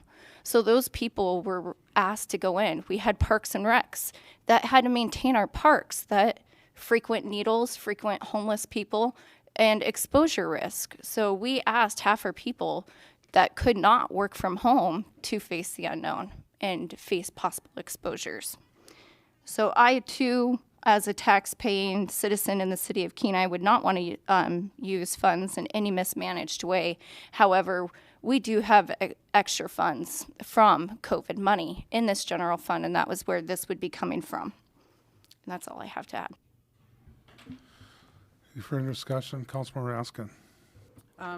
I agree with all of the definitions that Councilmember Winger gave regarding our city employees. I believe they are resilient. They are most definitely compassionate. I dealt with the police department the worst day of my life, and that's all I had was compassion and care from them. Resilience, faithful, loyal. Yes, that describes all of our city employees, and I greatly appreciate each and every one of them, but there's a whole lot of our taxpayers that are equally loyal and resilient and faithful, and they kept our electricity on, they kept our heat on, they kept the grocery stores open. They all face the same kind of risks, a lot of them at much less pay than our city employees who are paid commensurate with the risks that they may face. So I'm not going to be supporting this because I believe that everybody who was out there that made the community continue to operate should probably get a bonus, and it's not going to happen. So I won't be in support of this. Any further discussion? Seeing none, clerk, please call the roll. Councilmember Petty, No. Councilmember Winger, Yes. Mayor Gabriel, No. Councilmember Askin, No. Councilmember Glendenning, Yes. Councilmember Naxtet, No? Vice Mayor Malloy. No. Motion fails. Thank you. Next up, we have D5, resolution number 2021-30, fixing the rate of levy of property tax for the fiscal year commencing July 1st, 2021 and ending June 30th, 2022. Vice Mayor Malloy. Thank you, Mayor Gabriel. Move to adopt resolution number 2021-30. I'll second that. Is there anybody from the general public that'd like to speak to resolution number 2021-30? If you're on Zoom, you can unmute or raise your hand, use the raise hand feature. Let's bring it back to council. Comments from council? Councilmember Nexon.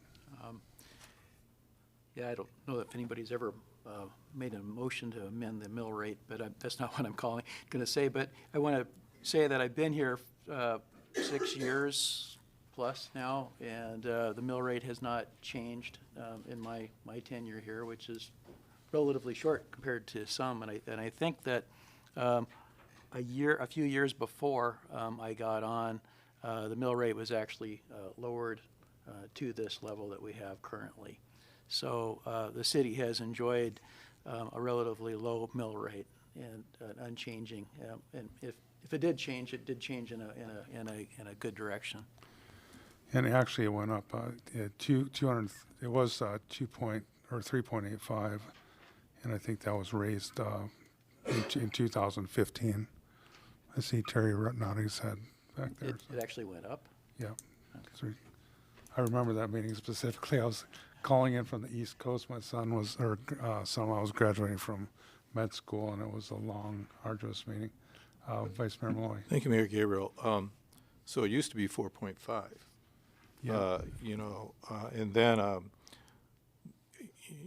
the city manager, a previous city manager kind of went out to the public and said it should be 3.85.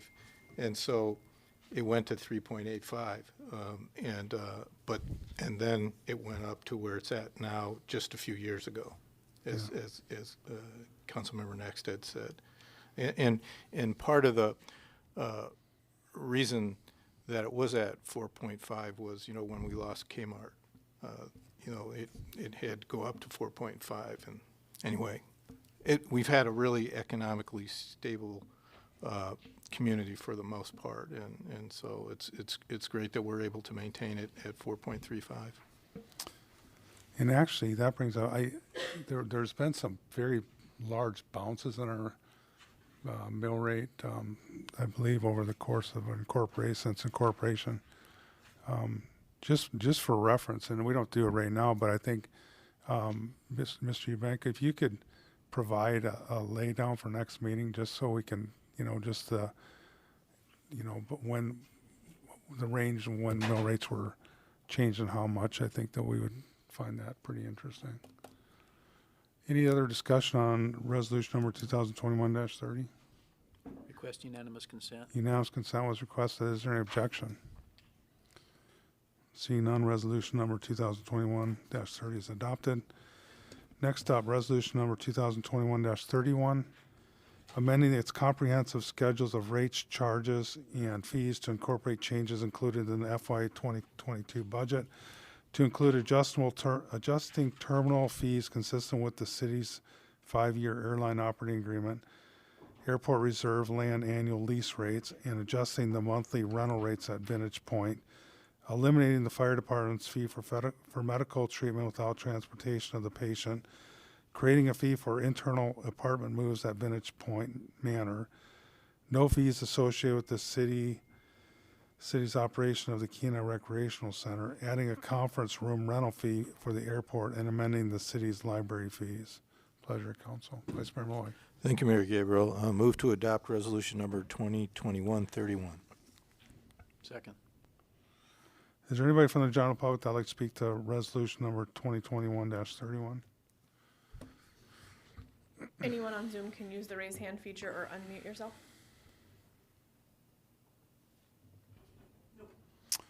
Very good. Then we'll bring it back to council. Comments from council. Councilmember Nexon. I just want to say that I appreciate the supporting memos from the department heads, 3 of which are in here tonight, and that's included with this resolution. Any further discussion? Councilmember Glendinning. Yes, I'd like to just point out the memo from our fire chief, Tony Pryor, talking about the ambulance calls for non-transport. I think this is just a very valuable service that we give to our community. So many times folks have a difficulty and they're reluctant to call for help because there's an associated cost. And I have been here quite a few years and twice witnessed with neighbors the need for such a just a look in, maybe just something to say, is this a problem or not? And they were very, very, very appreciative of the service that was given by the EMTs at the fire department. And I look through the whereases and the memos, and I think this is a very, very, very, very good document. It's comprehensive, it's balanced, and it addresses all of the fee concerns that each of the departments has, and is a very well-written document, and thank you. Any further discussion? I do have a question of administration. So since we're pulling, we're taking over management of the rec center there, that fee schedule, is that consistent with the fees that are being charged under the Boys and Girls Club? Thank you, Mayor Gabriel. I'd actually ask Mr. Frades to speak to that. Mr. Frades.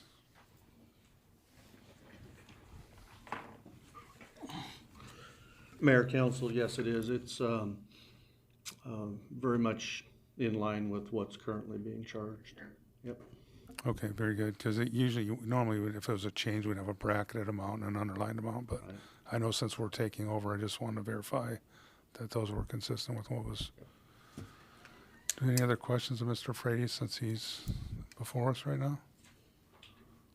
Thank you. Thank you. Any further discussion on resolution number 2021-31? Request unanimous consent. Unanimous consent was requested. Is there any objection? Seeing none, resolution number 2021-31 is adopted. Next up, D7, resolution number 2021-32, authorizing the purpose of airport snow removal equipment and accessories utilizing the State of Alaska Cooperative Fleet Purchasing Agreement. Pleasure, Council. Councilmember Naxon. Thank you. I move to adopt resolution 2021-32. Second. Is there anybody from the general public that would like to speak to resolution number 2021-32?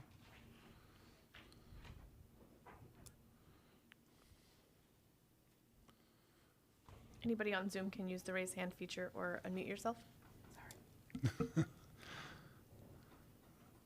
Seeing none, we'll bring it back to council. Comments from council? Deliberation? Seeing none, clerk, please call the roll. Councilmember Winger, Yes.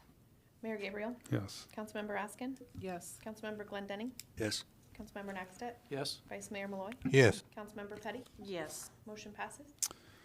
Next up, we have resolution number 2021-33, authorizing a budget transfer in the general fund non-departmental department to provide supplemental funding for the Shop Local Economic Stimulus Program, authorizing an amendment of the program to extend the day vouchers must be spent, and authorizing the city manager to execute an amendment to the professional services agreement with Kenai Chamber of Commerce and Visitor Center for administration of the program. Pleasure of council. Councilmember Askin. I move we approve resolution number 2021-33. Second? Is there anybody from the general public who'd like to speak to resolution number 2021-33? If you're on Zoom, you can unmute yourself or use the raise hand feature. Seeing none, we'll bring it back to council. Comments from council? Councilmember Glendenning. Yes, I just want to thank city administration for being proactive, excuse me, and forward-leaning on this. It truly is emblematic of a soft landing for this type of program. It's hard to forecast the demand for a program of this dollar amount, and it was very well managed. The benchmarks and markers along the way where the city was notified as to how the funds were being spended, and it almost finished with a zero balance, and I'll be proud to support this additional appropriation. It's money well spent for the benefit of the community. Thank you. Thank you. Any further discussion? Vice Mayor Malloy. Request unanimous consent. Awesome. Unanimous consent was requested. Is there an objection? Seeing none, resolution number 2021-33 is adopted. Next up, we have. Mayor Gabriel, can I ask for Oh, an I'm sorry. at ease, please? What's that? An at ease, please. Sure. Let's take a 5-minute, 10-minute, 5-minute at ease, please.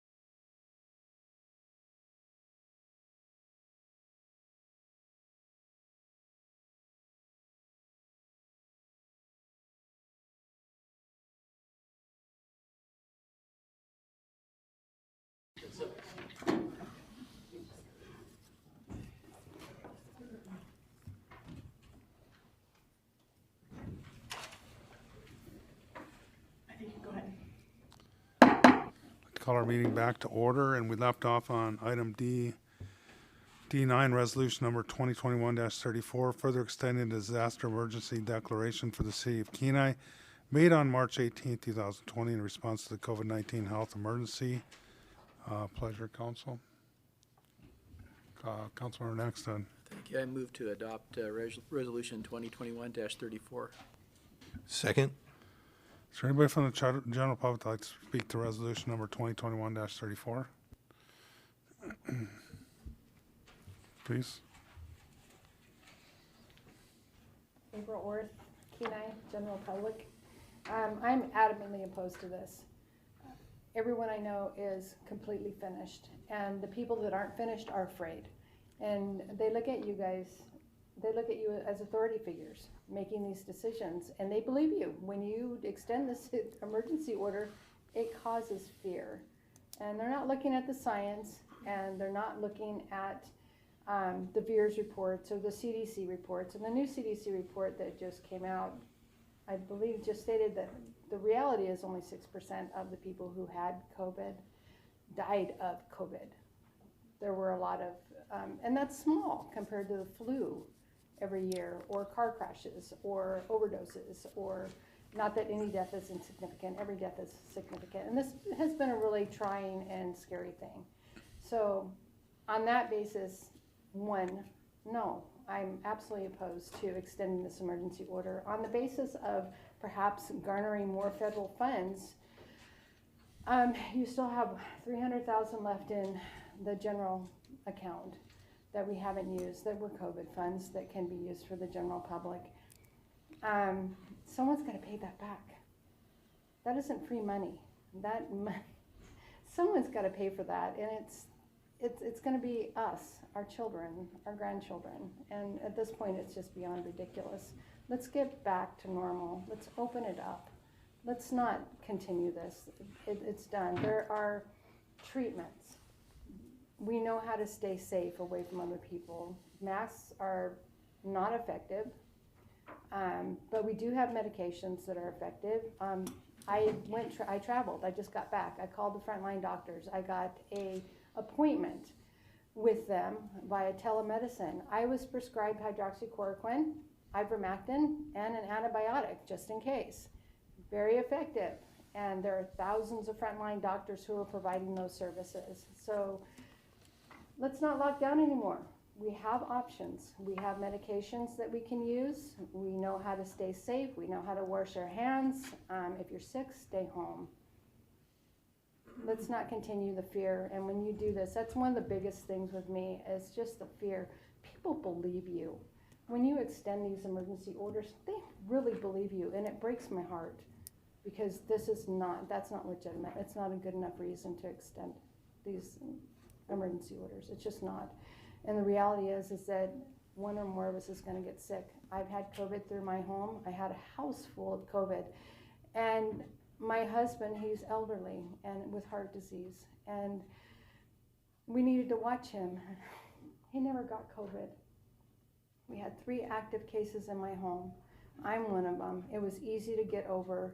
We didn't suffer tremendously. If anybody my husband would have with the comorbidity, he didn't. He never even got it. So I'm just asking you to stop, please. Thank you. Any questions, Ms. Worth? Absolutely. Councilman Winger. Yes, April, I just want to say thank you for getting up and testifying. I noticed you've been at quite a few meetings, and getting up and testifying isn't easy. So again, thank you for participating in the process and getting up and speaking in front of us. I too do not support extending this emergency order as well, and we'll get to that here shortly. So thank you. Thank you. Any other questions, Ms. Worth? Seeing none, thank you. Thank you. Is there anybody else from the general public that'd like to speak to resolution 2021-34? If you're on Zoom, you can unmute yourself or use the raise hand feature. Oop, sorry. Nope. Oh, I see. I'm sorry. Yeah, Ms. Hutchinson. That's Hutchinson. fine. Oh. Oh, it looked like a raise hand feature. Seeing no one other persons willing to testify, we'll bring it back to council and open up to comments from council and discussion. Councilmember Winger. Yes, thank you. So some of my issues with expanding this again, I said the last time that I wouldn't be in favor of doing this, and I did vote one last time to extend this till after school had gotten out. I'm not in favor of extending further. I understand it's so that we would be eligible for financial compensation that would be coming down. I had concern on that. I did reach out to Senator Machicki yesterday and spoke to him. He too had concern on why we would be extending this. It is his belief that we do not need to have an emergency declaration in place to be eligible for those funds, that the state does not have one in place. They do have a health mandate in place. And he said that that isn't in effect for money, but that we would be eligible, and hopefully, he said in the next 3 to 4 days, they would have more guidance coming out on how much, when the money would be coming, how much, and the stipulations to that. I can't foresee, we've taken all measures for the sewer and water treatment. We've taken measures on that in previous meetings, as well as how we conduct our meetings. So we've kind of put something in place ahead of coming out of this emergency declaration. So I don't support this. It's time to definitely get out of this recovery phase and get into the resilience phase. I believe that it does send a little bit of a false message that staying in emergency order is needed on a health end of things when we've seen the COVID numbers lessen. We've got vaccinations. I just read last weekend that 16 years and older children have 50% have received at least their first vaccine. So we've got a good amount of our children being vaccinated, our adults. We have people that have gotten it, as we heard from Ms. Orth, that have the antibodies to it at this time. I just won't be voting to support this. Any further discussion? Councilmember Petty? Yes, I'd like to ask, through the mayor, city manager, Mr. Ostrander, if this was not put forth, this emergency order, would it jeopardize the city in receiving any resources that would be out there from your point of view, please? Mr. Ostrander? Through the mayor, Councilmember Petty, at this point, we just don't know. And I know council at the last meeting had asked us to look at whether or not there was the possibility that any federal funding would require an emergency declaration. And as Councilmember Winger said, you know, that all of the guidance is not out yet. We got the first initial guidance for the ARPA funds on May 10th. There's more coming out in the near future. There'll be additional clarity. Right now, it does not appear that an emergency declaration is necessary. There's also another tranche of funds that the state has gotten, the $1 billion. Actually, that's also ARPA funds, $1 billion. And one of the proposals at the state is that $80 million of that would be distributed to cities. Again, indications are right now that that a city would not need an emergency declaration in place. And I will tell you, I didn't even include this in for consideration by council until the last minute because I felt pretty clearly that council was not supportive of extending beyond the end of May. But because we were unable to tell council with absolute certainty that it wouldn't jeopardize future federal funding, I wanted to put it out here for your consideration. So it's a really long way of answering that at this point, I don't think it jeopardizes any federal funding. But further guidance is coming, potentially additional stimulus funding, and I could not tell you with certainty that some sort of declaration wouldn't be necessary for that, which is why I provided it for your consideration tonight. So if we did not extend the emergency order, but an emergency order was necessary, would we still, you probably don't know this answer, if we discontinued this and then we put one back in place, would that possibly qualify us for those resources? Mr. Ostrander? Through the mayor, Councilmember Petty, actually, Mr. Bloom can probably speak to that one better than I can. We did talk about that, but he can explain it better than I. Mr. Bloom? Thank you, Mayor Gabriel, Councilmember Petty. I think it would be very difficult for us to enact a new disaster declaration because I don't know that the criteria would be met in the future.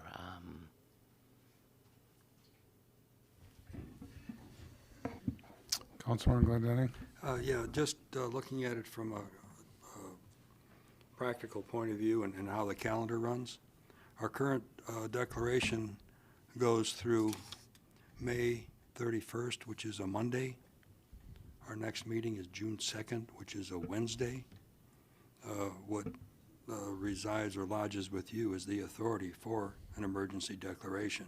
So we certainly would have time within that time frame to declare one legislatively. I will not be supporting extending the disaster declaration, at least in this first instance, regarding the idea of securing funding. I totally believe that you and your crew are looking in on the options, the availability, the criteria for eligibility, and that will be revealed before the end of the month. And if it is such that procedurally we have to have an emergency declaration, we can call ourselves into session and do it. But I read some of the documentation that was being provided, and to me, it's kind of word salad. I mean, there's a lot of theme and theory out there, but no meat on the bones. And so I'm saying that we should perhaps send a message and just say we will be okay if we have to legislatively declare emergency. We can. It's within our powers. And but I'm definitely not in favor of declaring an emergency into June 30th. I'm going to skip over the second paragraph of the memo. What I found, especially in planning and zoning, is that if we do not meet in person and we have quasi-judicial matters to decide, where we have public testimony, where we have crucial matters that require deliberation and communication among the members of a commission or committee. I find that having the waiving provisions of the code regarding scheduling telephonic participation tend to send the message that attendance is not required. If we do not extend this disaster emergency declaration regarding waiving certain provisions of the code for a member, commission member scheduling and all that, as a practical matter, it doesn't affect anything really, because we go on a calendar year for attendance. A certain amount of telephonic communication is allowed anyway, and so I don't really think that if someone was unable to participate, or in the instant didn't want to come to the meeting, they still have the flexibility to do that within our operational code. Again, an extension of the city manager, the authority to initial emergency orders for crucial functions of the city. You have that. You have the 5-day. You have the 5-day authority, and if the need for a resolution emergency declaration, most certainly we would be called into session. We can do that telephonically or whatever, and support your efforts for a declaration. And then I have one question of our city attorney regarding the moratorium on penalty and interest for water and sewer accounts. We had established a policy of forbearance that would last until the end of this month. Have we had any results from, was it 29 participants? And the dollar amount, I do not recall. Can you comment on that, please? Mr. Bloom? Thank you, Mayor Gabriel, Councilmember Glendenning. So the policy that we enacted would start and provide a 60-day grace period after the end of the declaration. So we haven't, if the declaration ends the last day of May, that's when that 60-day period would start. And then interest and shutoffs, interest penalties and shutoffs could start occurring. I think Terry might have a idea of the outstanding balance, ballpark. I haven't looked at it lately, to be honest. Yeah, I would just suggest that, folks have been given opportunity to, square up with the city. And even without a disaster declaration or pains and penalties for not paying, I suspect that our policy is to work with people for payment and all of that. I don't think anybody's water is going to be shut off in the middle of June. I know we would work with these people, and I know we would be able to work out an accommodation without disadvantaging either that person or the city. Thank you. If I may, Mr. Blum? Mayor Gabriel, Councilmember Glendenning, we certainly try and work with people, and we have, we can put them on a payment plan for up to 2 years, so that could even include a large balloon payment at the end to keep payments low. But what I will tell you is we do have to follow city code. Terry and I can't not follow code, so if it requires a shut-off, we have to go forward with that unless council enacts an ordinance directing us differently. So just for clarification on my part, you mentioned a 60-day period. Does that commence June 1st, or is the time tolling now?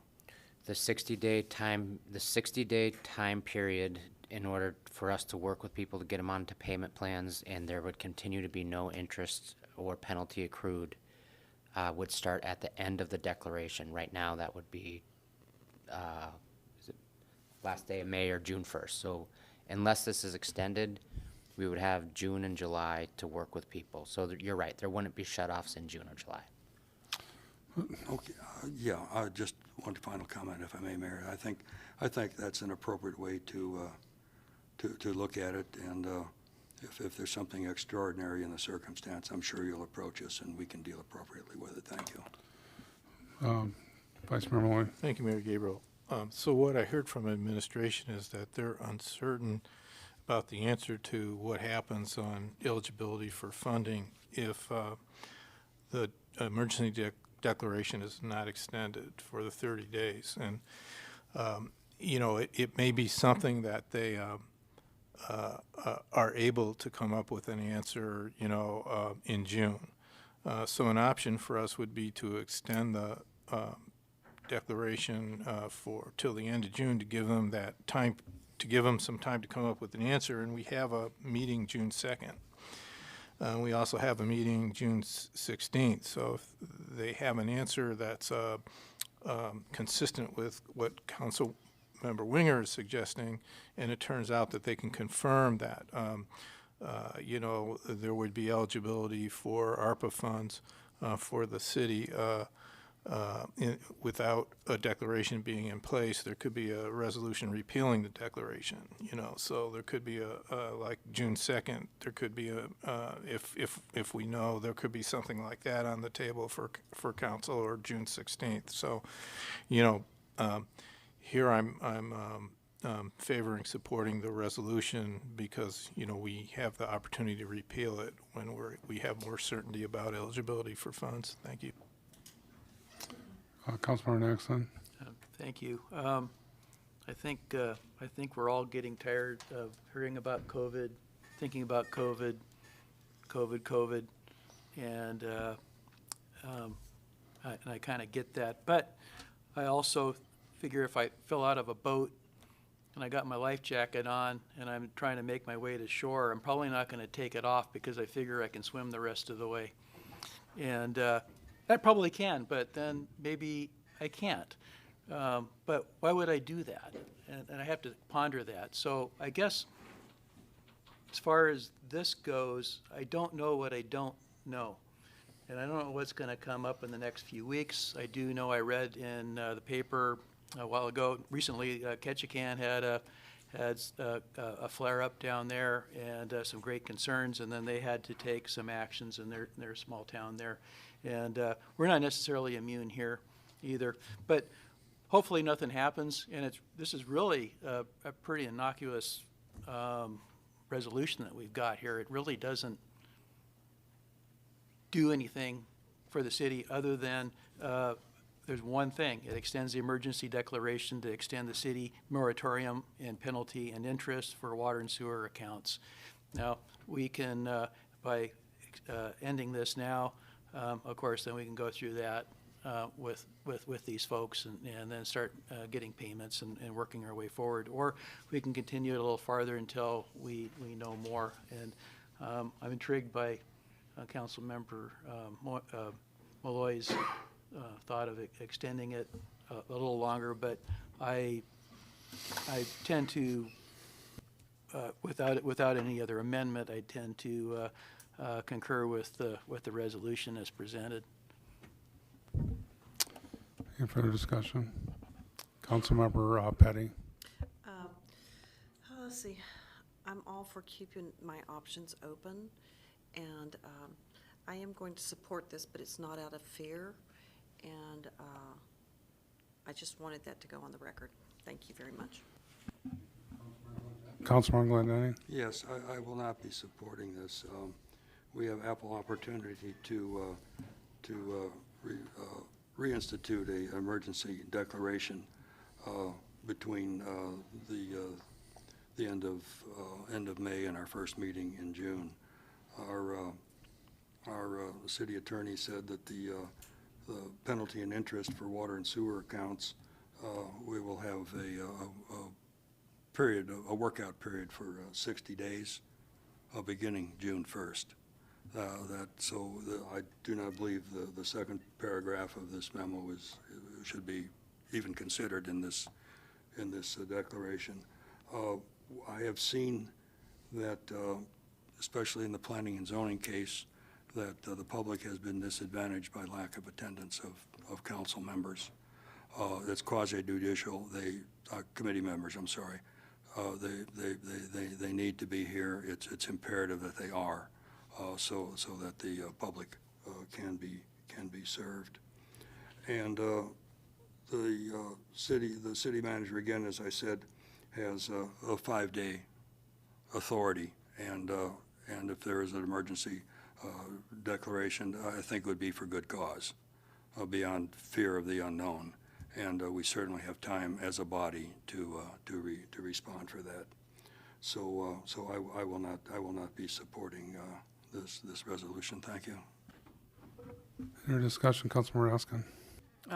I too, for the record, I want to keep our options open. I'm not fearful of this in any way. It's just, if it will keep, I would hate for it to look like we waited and then suddenly, oh, we might get money, so now we're going to declare an emergency again, if that might not jeopardize our chances. So it's not out of fear. I'll be supporting this.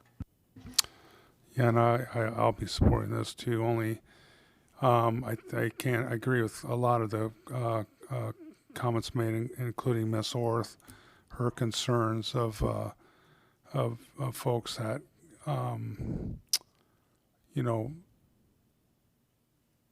I think we're all tired of it. We sort of want this over by, that's sort of a step or a box check by saying we're kind of moving past this. More and more people are getting vaccinated, which I think are going to reduce the risk. We're kind of maybe working hopefully towards herd immunity. But one of the things one of my takeaways just in the discussion here was, if we got folks that are in arrears with their water and sewer and facing shutoff, there might be an advantage there if we go to the end of June to give them the whole summer to collect their wages to get caught up. So I think, from my perspective, I don't see a downside at this point, or less of a downside, I should say, to go ahead and approve it. we can make a decision maybe the second week in January if we've had, at that point said, that might be a compromise too, as Vice Mayor Malloy stated. So at this time, I'll be supporting this. So any further comments? Just one Councilor question. Glendening. Yeah, so you think it's a possibility we could revisit this for our first and/or second meeting of June, when we have a little more clarity on the requirements, should funding be offered to us, or the prospect of COVID rearing its ugly head once again? Well, this ordinance extends it till June 30th, but that doesn't preclude us from being able to consider rescinding it in either of those meetings either. Thank you for the clarity. Councilmember Winger. Yes, I just have a question for administration. If we're going to be keeping this emergency declaration in place for the financials that will be coming down, can we get a layout on all the COVID funds that we've received in 2020 and where those have gone and kind of a to date? If we're expecting more money, I just would like to see some accountability on where the money's been spent previously. Mr. Ostrander? Yeah, through the mayor, Councilmember Winger. Yeah, we provided that spreadsheet consistently throughout the 2020 and into 21, but we can update that. As a matter of fact, I think Mr. Eubank updated it last week, and I can provide it for council at the next meeting.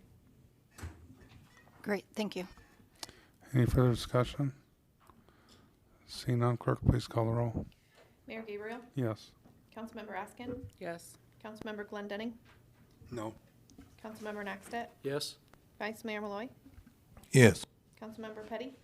Yes. Councilmember Winger? No. Motion passes. Thank you. Next up, we have item G6, discussion COVID-19 response. Mr. Ostrander? Thank you, Mayor Gabriel. So things are looking good at the city. No employees are in the COVID protocol. There's one patient with COVID at Central Peninsula Hospital. It's been at no more than 2 over the last couple weeks. A lot of days, no patients in the hospital. So on May 7th, the Kenai Peninsula Borough-wide COVID risk level dropped from high to intermediate. And as I discussed with council previously, that kicked in that the mask mandate at the library went away. So May 10th, so last Monday, 8 days ago, the mask requirement at the library went away. It's now just a recommendation. Talking to Katja, who was here earlier, she said it's going well, and no concerns from her or her staff at this point, so that's good. The senior center is the same way. They're recommending masks, but not requiring them. And in a really good note, both the library and the senior center are continuing to move towards what I would consider normal operations. The library is going to start providing some in-person programs. Senior center is beginning to provide more opportunities for congregate dining, a lot more programs. So they're moving continually, and I'm continuing to press them to try to move towards what was normal operations prior to COVID. I would also ask of the council if this could potentially be my last COVID report. I think removing the COVID-19 discussion from the agenda and anything COVID related I could just include in my city manager's report if council is okay with me suggesting that we could remove that for the June 2nd meeting. So again, anything COVID-19 related we could just include in the city manager's report. Any objection from council? Yeah, I think I see a lot of agreement there. So beyond that, any questions on COVID-19 response for Mr. Ostrander? Councilmember Glendening. Yeah, other than I see building enthusiasm for our 4th of July parade. So we have something positive to look forward to. Thank you. Thank you. Any other questions or comments, Mr. Ostrander? COVID-19 response? Seeing none, we'll move to commission committee reports. Council on Aging. Thank you, Mayor. Council on Aging met on May the 13th, and we had full participation and everyone was present. There was discussion about the renaming of Council on Aging, but it has and there was some brainstorming about some alternative names, but it has been postponed until till there's been a discussion with the city attorney to find out if it would jeopardize, the name change would jeopardize any of our grant opportunities moving forward. And then that ends my report, and our next meeting will be on June the 10th. Thank you very much. Thank you, Councilmember Petty. Airport Commission. Thank you, Mayor. Airport Commission met on May 13th. They had two main items. They had two new business items. Discussion recommendation. They recommended a special use permit be approved for Crowley Fuels LLC for aviation fuel on apron fueling area. And they also recommended approval of approving execution of a lease to SOAR International Ministries. Erica also let us know at the end of the meeting that new signs have been installed. I think there was a copy in our previous packet, what they would look like over at the float pond, directing pilots into town and, what to do, and UR codes and all of that. And their next meeting is, help me, I'm not seeing it on my report. It's also June the 10th. Pardon? It's also June the 10th. June 10th, thank If you. you always go after Council on Aging, you can just say the same thing. Of course, yeah, I'll always remember that. Behind them on the agenda too, so, Harbor Commission. Thank you, Mayor Gabriel. The Harbor Commission's next meeting is June 7th. Thank you. Parks and Recreation Commission. Yes, thank you, Mayor Gabriel. Parks and Rec met on May 6th. We had a young lady and her 3 children come in. They had collected a petition within the golf disc community asking for a porta potty to be installed at the golf disc course there by the Oilers. That was perceived well, and Bob will work with Oilers to kind of find that the best location. They would have to get permission to go through the parking lot, is kind of my understanding, to have the most accessible location for the golf disc course. We also had an Eagle Scout named Merrick come and do his presentation. He is wanting to do for his Eagle Scout project boot brush stations. He's got some nice equipped boot brushes to put at the trailheads. I'm not going to even try to re-say the names of our trailheads because I'll beyond butcher them. But it was suggested to do maybe additional locations. I had suggested Float Plain Pond as another additional location, as well as a few other people had suggested that. He was looking to get funding from Home Depot for that. He said roughly about $500 for that. And if he was unable to do that, myself and other committee members all said that they would be happy to support that financially.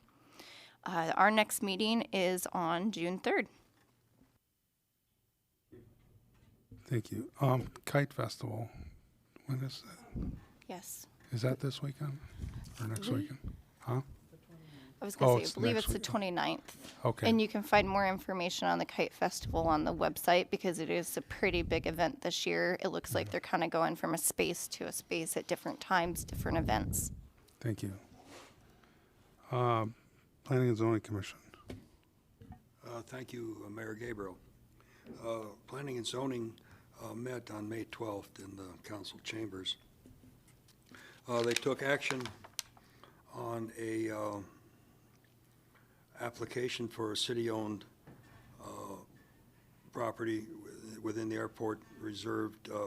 Application was submitted by SOAR International Ministries, and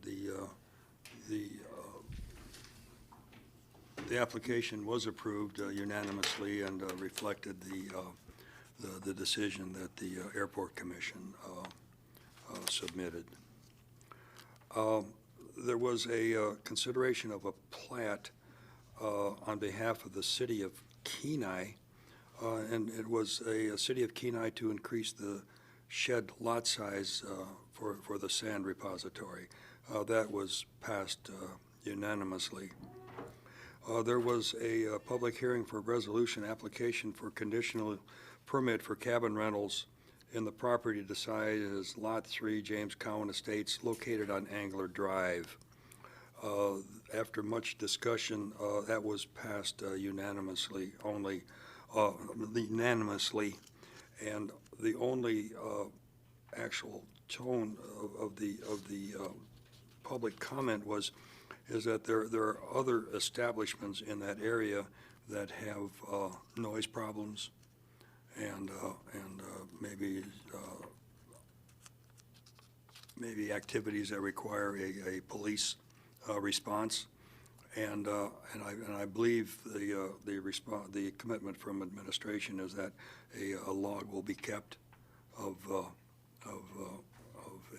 certain of operations in a certain location and the type of complaints that are there, so that when a conditional use permit comes up again, those activities could be noted for it. We had a resolution for conditional use permit for a guide service and lodging. And there was the resolution for the guide service was passed by the Planning and Zoning Commission by a 4-3 vote. And the application for a conditional use permit for the lodging failed on a 1-6 vote. This property is located on Dolchak Lane. So there's a 15-day window for appeal for these decisions, and there may be some action in that regard. The next meeting for the Planning and Zoning is May 26th. There was one comment from a commission member, is that it pertained to spruce bark beetle, the invasion. As you go through town, as you approach our building, you can see our trees are being removed at an alarming rate. It was just a comment. There was a fellow, I want to pronounce the name Fastben that ran the program for the borough.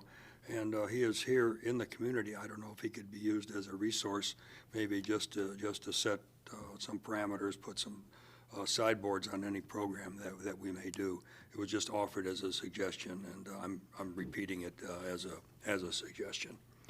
And other than that, that ends my comments. Thank you, Councilmember Glendening.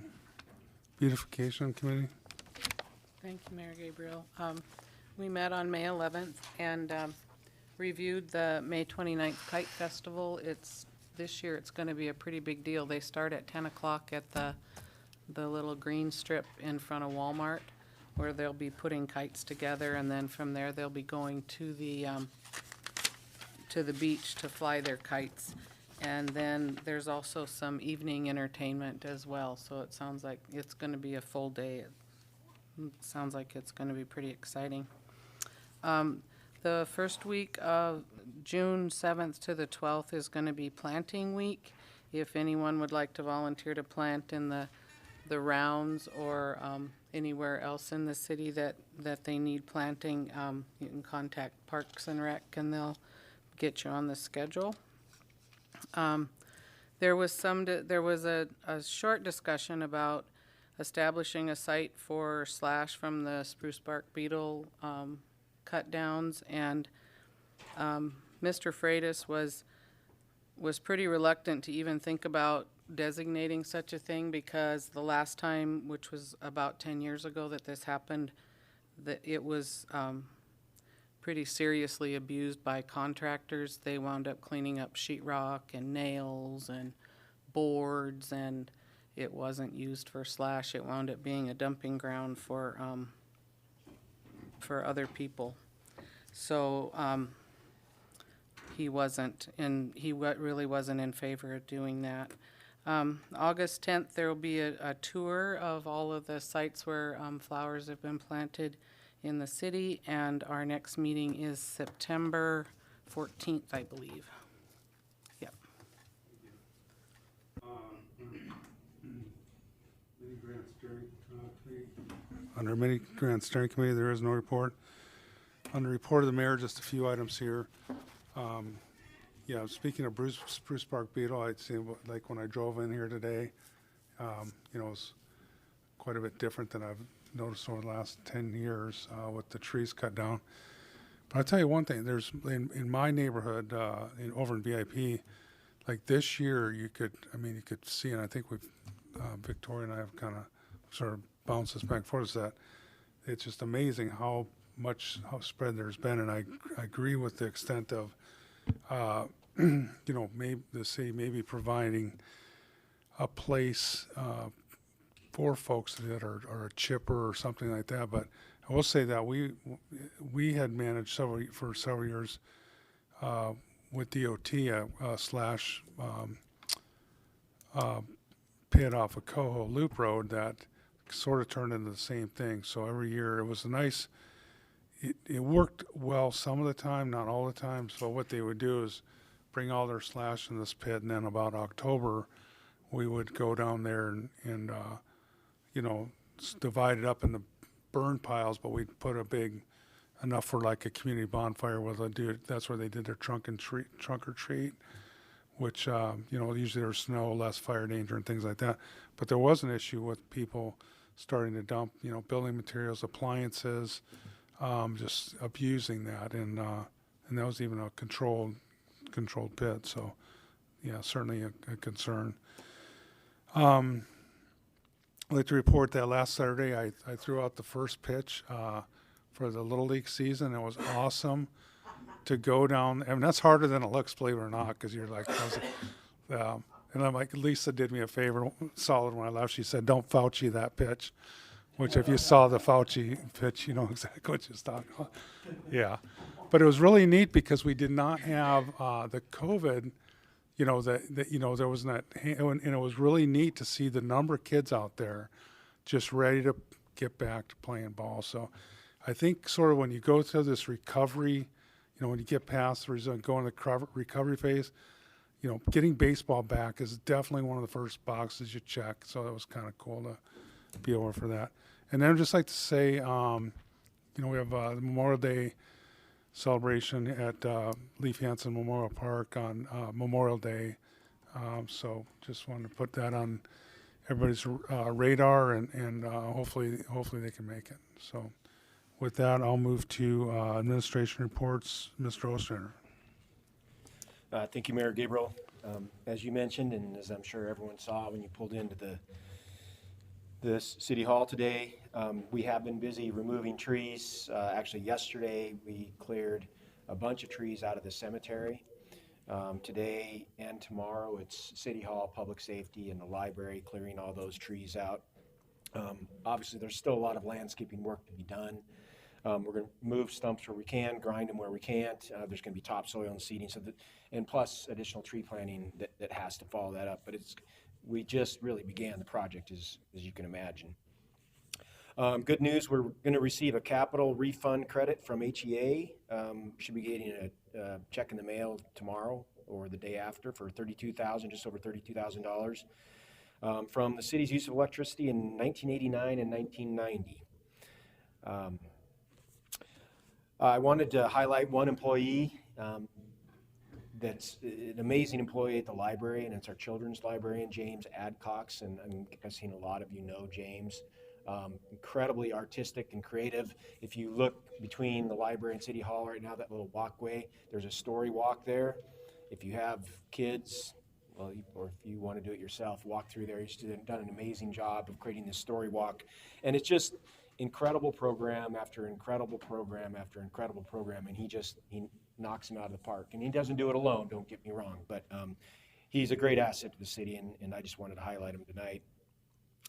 On May 12th, I met with, actually Mr. Bloom and I met with Robert Ruffner and Nate Berga, and they provided an update on the Cook Inlet fisheries, talking about the EEZ zone, you know, some of the concerns about the processors and whether or not they're sustainable in our area. So we encouraged Mr. Ruffner to present to council. So he'll be here under scheduled public comments for your June 2nd meeting to get you up to speed. And I think they're going to put together a white paper basically asking for support from the city for how they're going to approach this issue over the coming years. Yesterday, I drove down to Homer and met with the city managers from Soldotna, Homer, and Soldovia. And I talked about a wide range of topics. It's always good to meet with the surrounding city managers.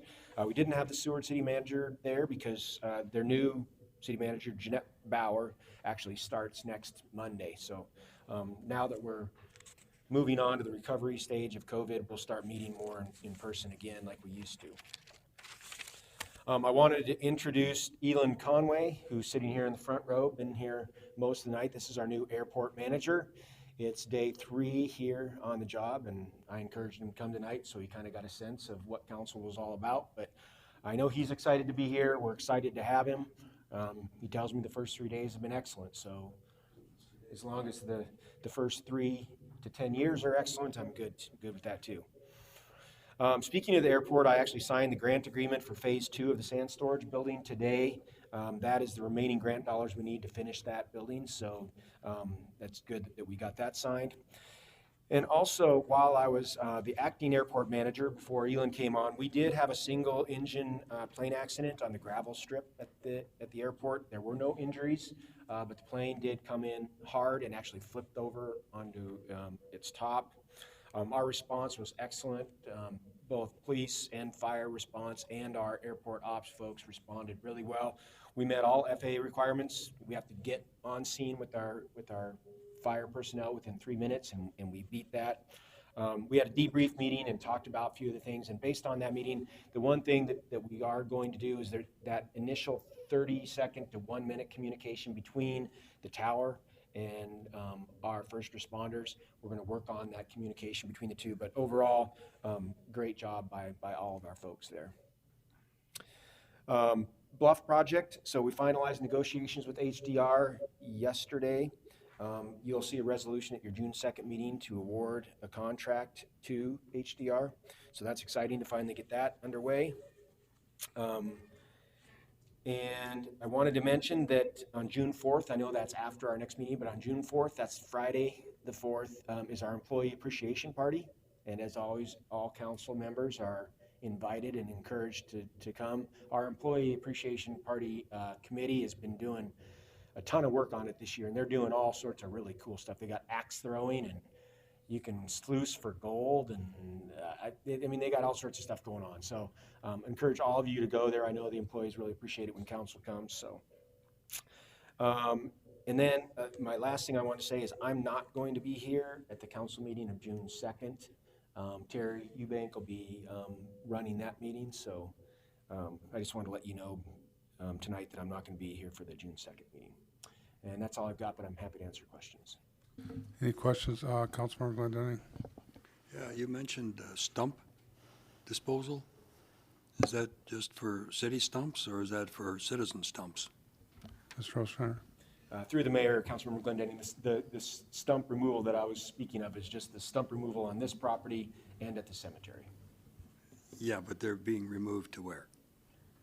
Oh, where are they being removed to? Well, right now, we're putting all of the trees that have been cut down over next to the ball fields and making that available to the public for fire cutting. And the stumps? And the stumps are going to be moved to Section 36, which is just north of the soccer fields. Is that available for everybody? It's not available for everyone. It's gated and closed to the public. Nice try, Jimmy. I'm moving stumps tomorrow. I'll pack them to Soldotna. Yeah, sorry. Councilmember Winger? Yes, thank you. Through to City Manager Ostrander, where are we at getting a slash area for spruce bark beetle? As through the weekend, you could hear the roar this past week of chainsaws and people dropping trees. I do understand the concern about it being a dumping ground. Is that something that we would be able to hire a temporary employee to man it? Maybe more police drive-throughs, citing people, maybe cameras on thing. It would just be nice to offer this to our citizens before it just starts getting dumped all over the city.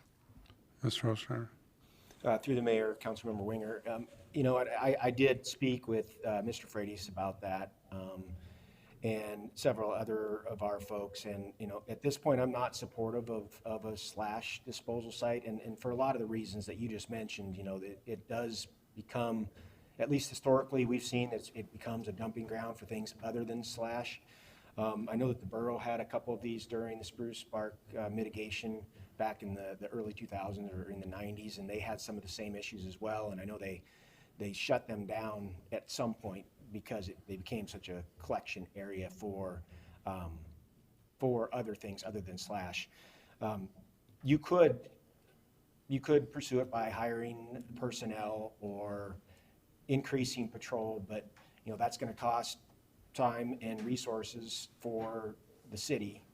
And I'm still hopeful that the request that the borough's made at the federal level for $35 million for Spruce Park beetle mitigation, that if that money comes through, then it's possible that the money for opening something like that, a slash disposal site, might become available. But I'm not supportive at this point of utilizing city funds to provide that because of some of the problems that I would anticipate with the site. I would just like to follow up on that. I understand that point, but we also have been putting up no dumping signs because of slash being dumped in areas.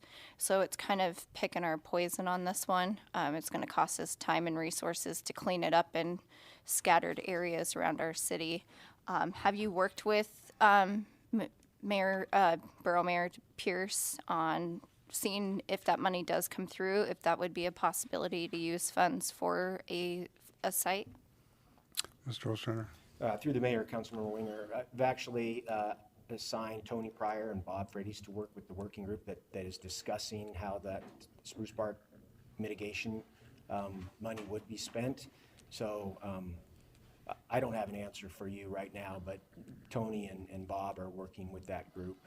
I believe it's from the borough. It's I know Brenda Alberg is involved there. I'm not sure who else is involved in that group, but they've been working on it with the borough. And other municipalities from around the borough as well are on that group. Okay, thank you. Any other questions of the city manager? See none. Welcome, Elin. Move to the city attorney, Mr. Bloom. Thank you. I'll defer to Elin to. I'm just kidding. I don't have any comments, but I'm happy to answer any questions. Go ahead. I think this is intriguing. Any questions of the city attorney? Yeah. See none, we'll move to city clerk, Ms. Hines. Thank you, Mayor Gabriel, members of council. I have no report, but I'm happy to answer any questions. Any questions of the city clerk? Seeing none, we'll move to additional comments. Is there anybody from the general public that would like to address the council at this time? If there's anyone on Zoom, you can use the raise hand feature or unmute yourself. No. None? Okay. Mr. Ostrander? I apologize, Mayor Gable, but I had great news I wanted to share with council and completely forgot about it. So, Oh, I thought you were testifying as a private citizen. no, So, no, okay. no. Hot off the presses, we got the latest taxable sales data. And so this is for the first quarter, January through March.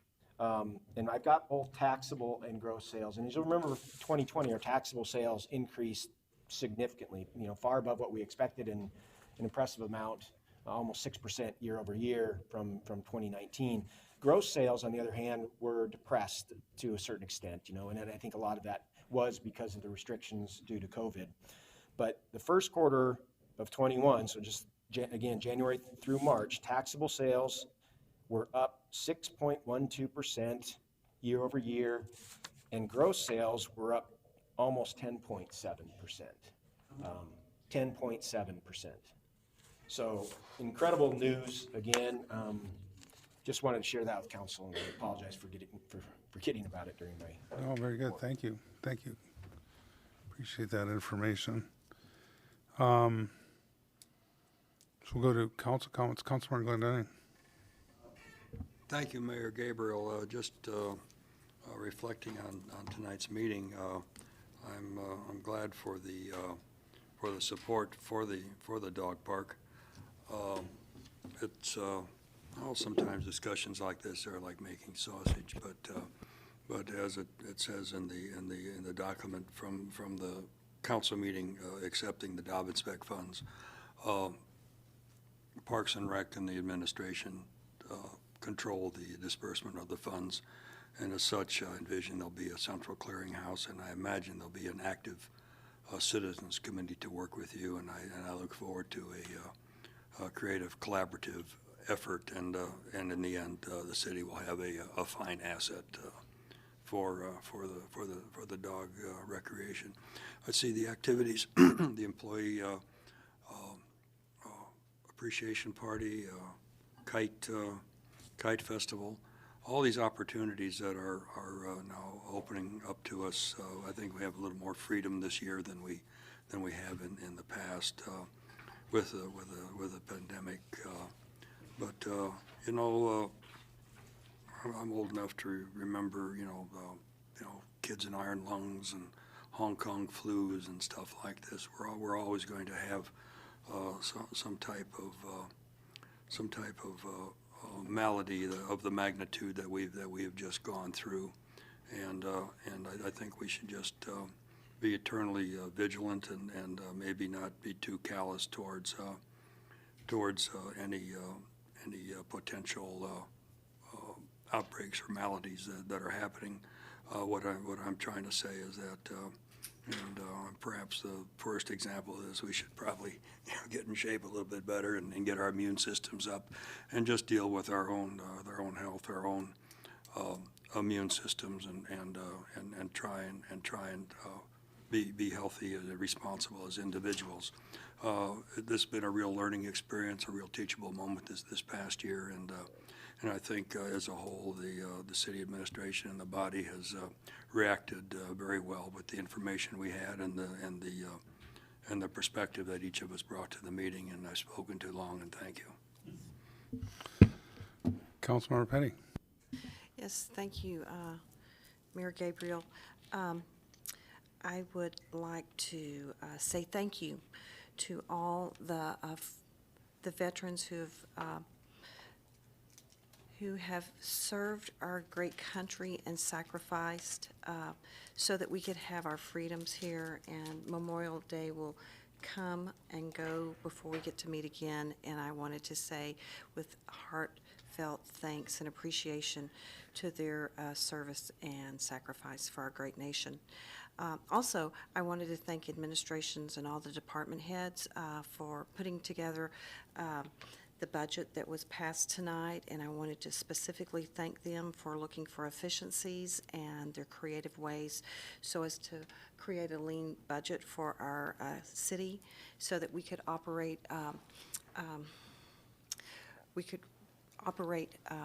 not in the red, and I graciously appreciate that. Also, I did want to say around the city hall and the fire department and the police department and the library look much different because of the removal of the trees, and hope that we could find a way to plant more trees to replace them because of the beauty of the trees that we have lost, that we could think and plant sooner than later. Also, I am in support of the dog park, and would like to encourage our new grant writer to find the opportunities that might be available through the Rasmussen for resources that could supplement and enhance the dog park. And even though we may be in an emergency order, I do want to encourage everyone to live fearlessly and be safe. Thank you. That ends my comments. Thank you. Councilmember Winger. Yes, thank you. I'd like to welcome Elon.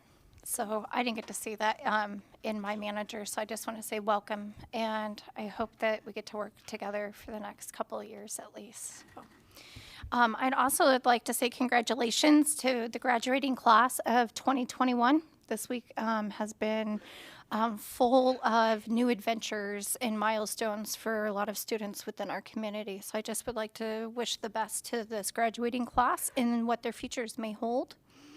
I would also like to talk about Trash Day. I did participate in the trash cleanup. It was successful. My family loves to do cleanup. I've taken my kids every year since they've been able to walk, and we keep track of different items that we pick up. And so we cleaned up the stretch from Redoubt through in front of Woodland, and then the stretch from PCHS up to IGA. And in that section, we picked up 75 alcohol bottles, 25 masks, 12 lighters, a used needle, which was actually across the exit entrance of Kaleidoscope parking lot, 4 spoons, a butcher knife, and a empty homeless camp. So for whatever reason, my kids like to keep tally of different things. Usually it's bullet shells, but this year it was the empty alcohol containers. After we picked up trash and ate our free hot dogs, we went to the spring show at the multi-purpose facility. I don't know how many other people were able to go. It was a great event. My kids enjoyed the horse riding, the licorice. I don't like makeup. My daughter made me buy lipstick.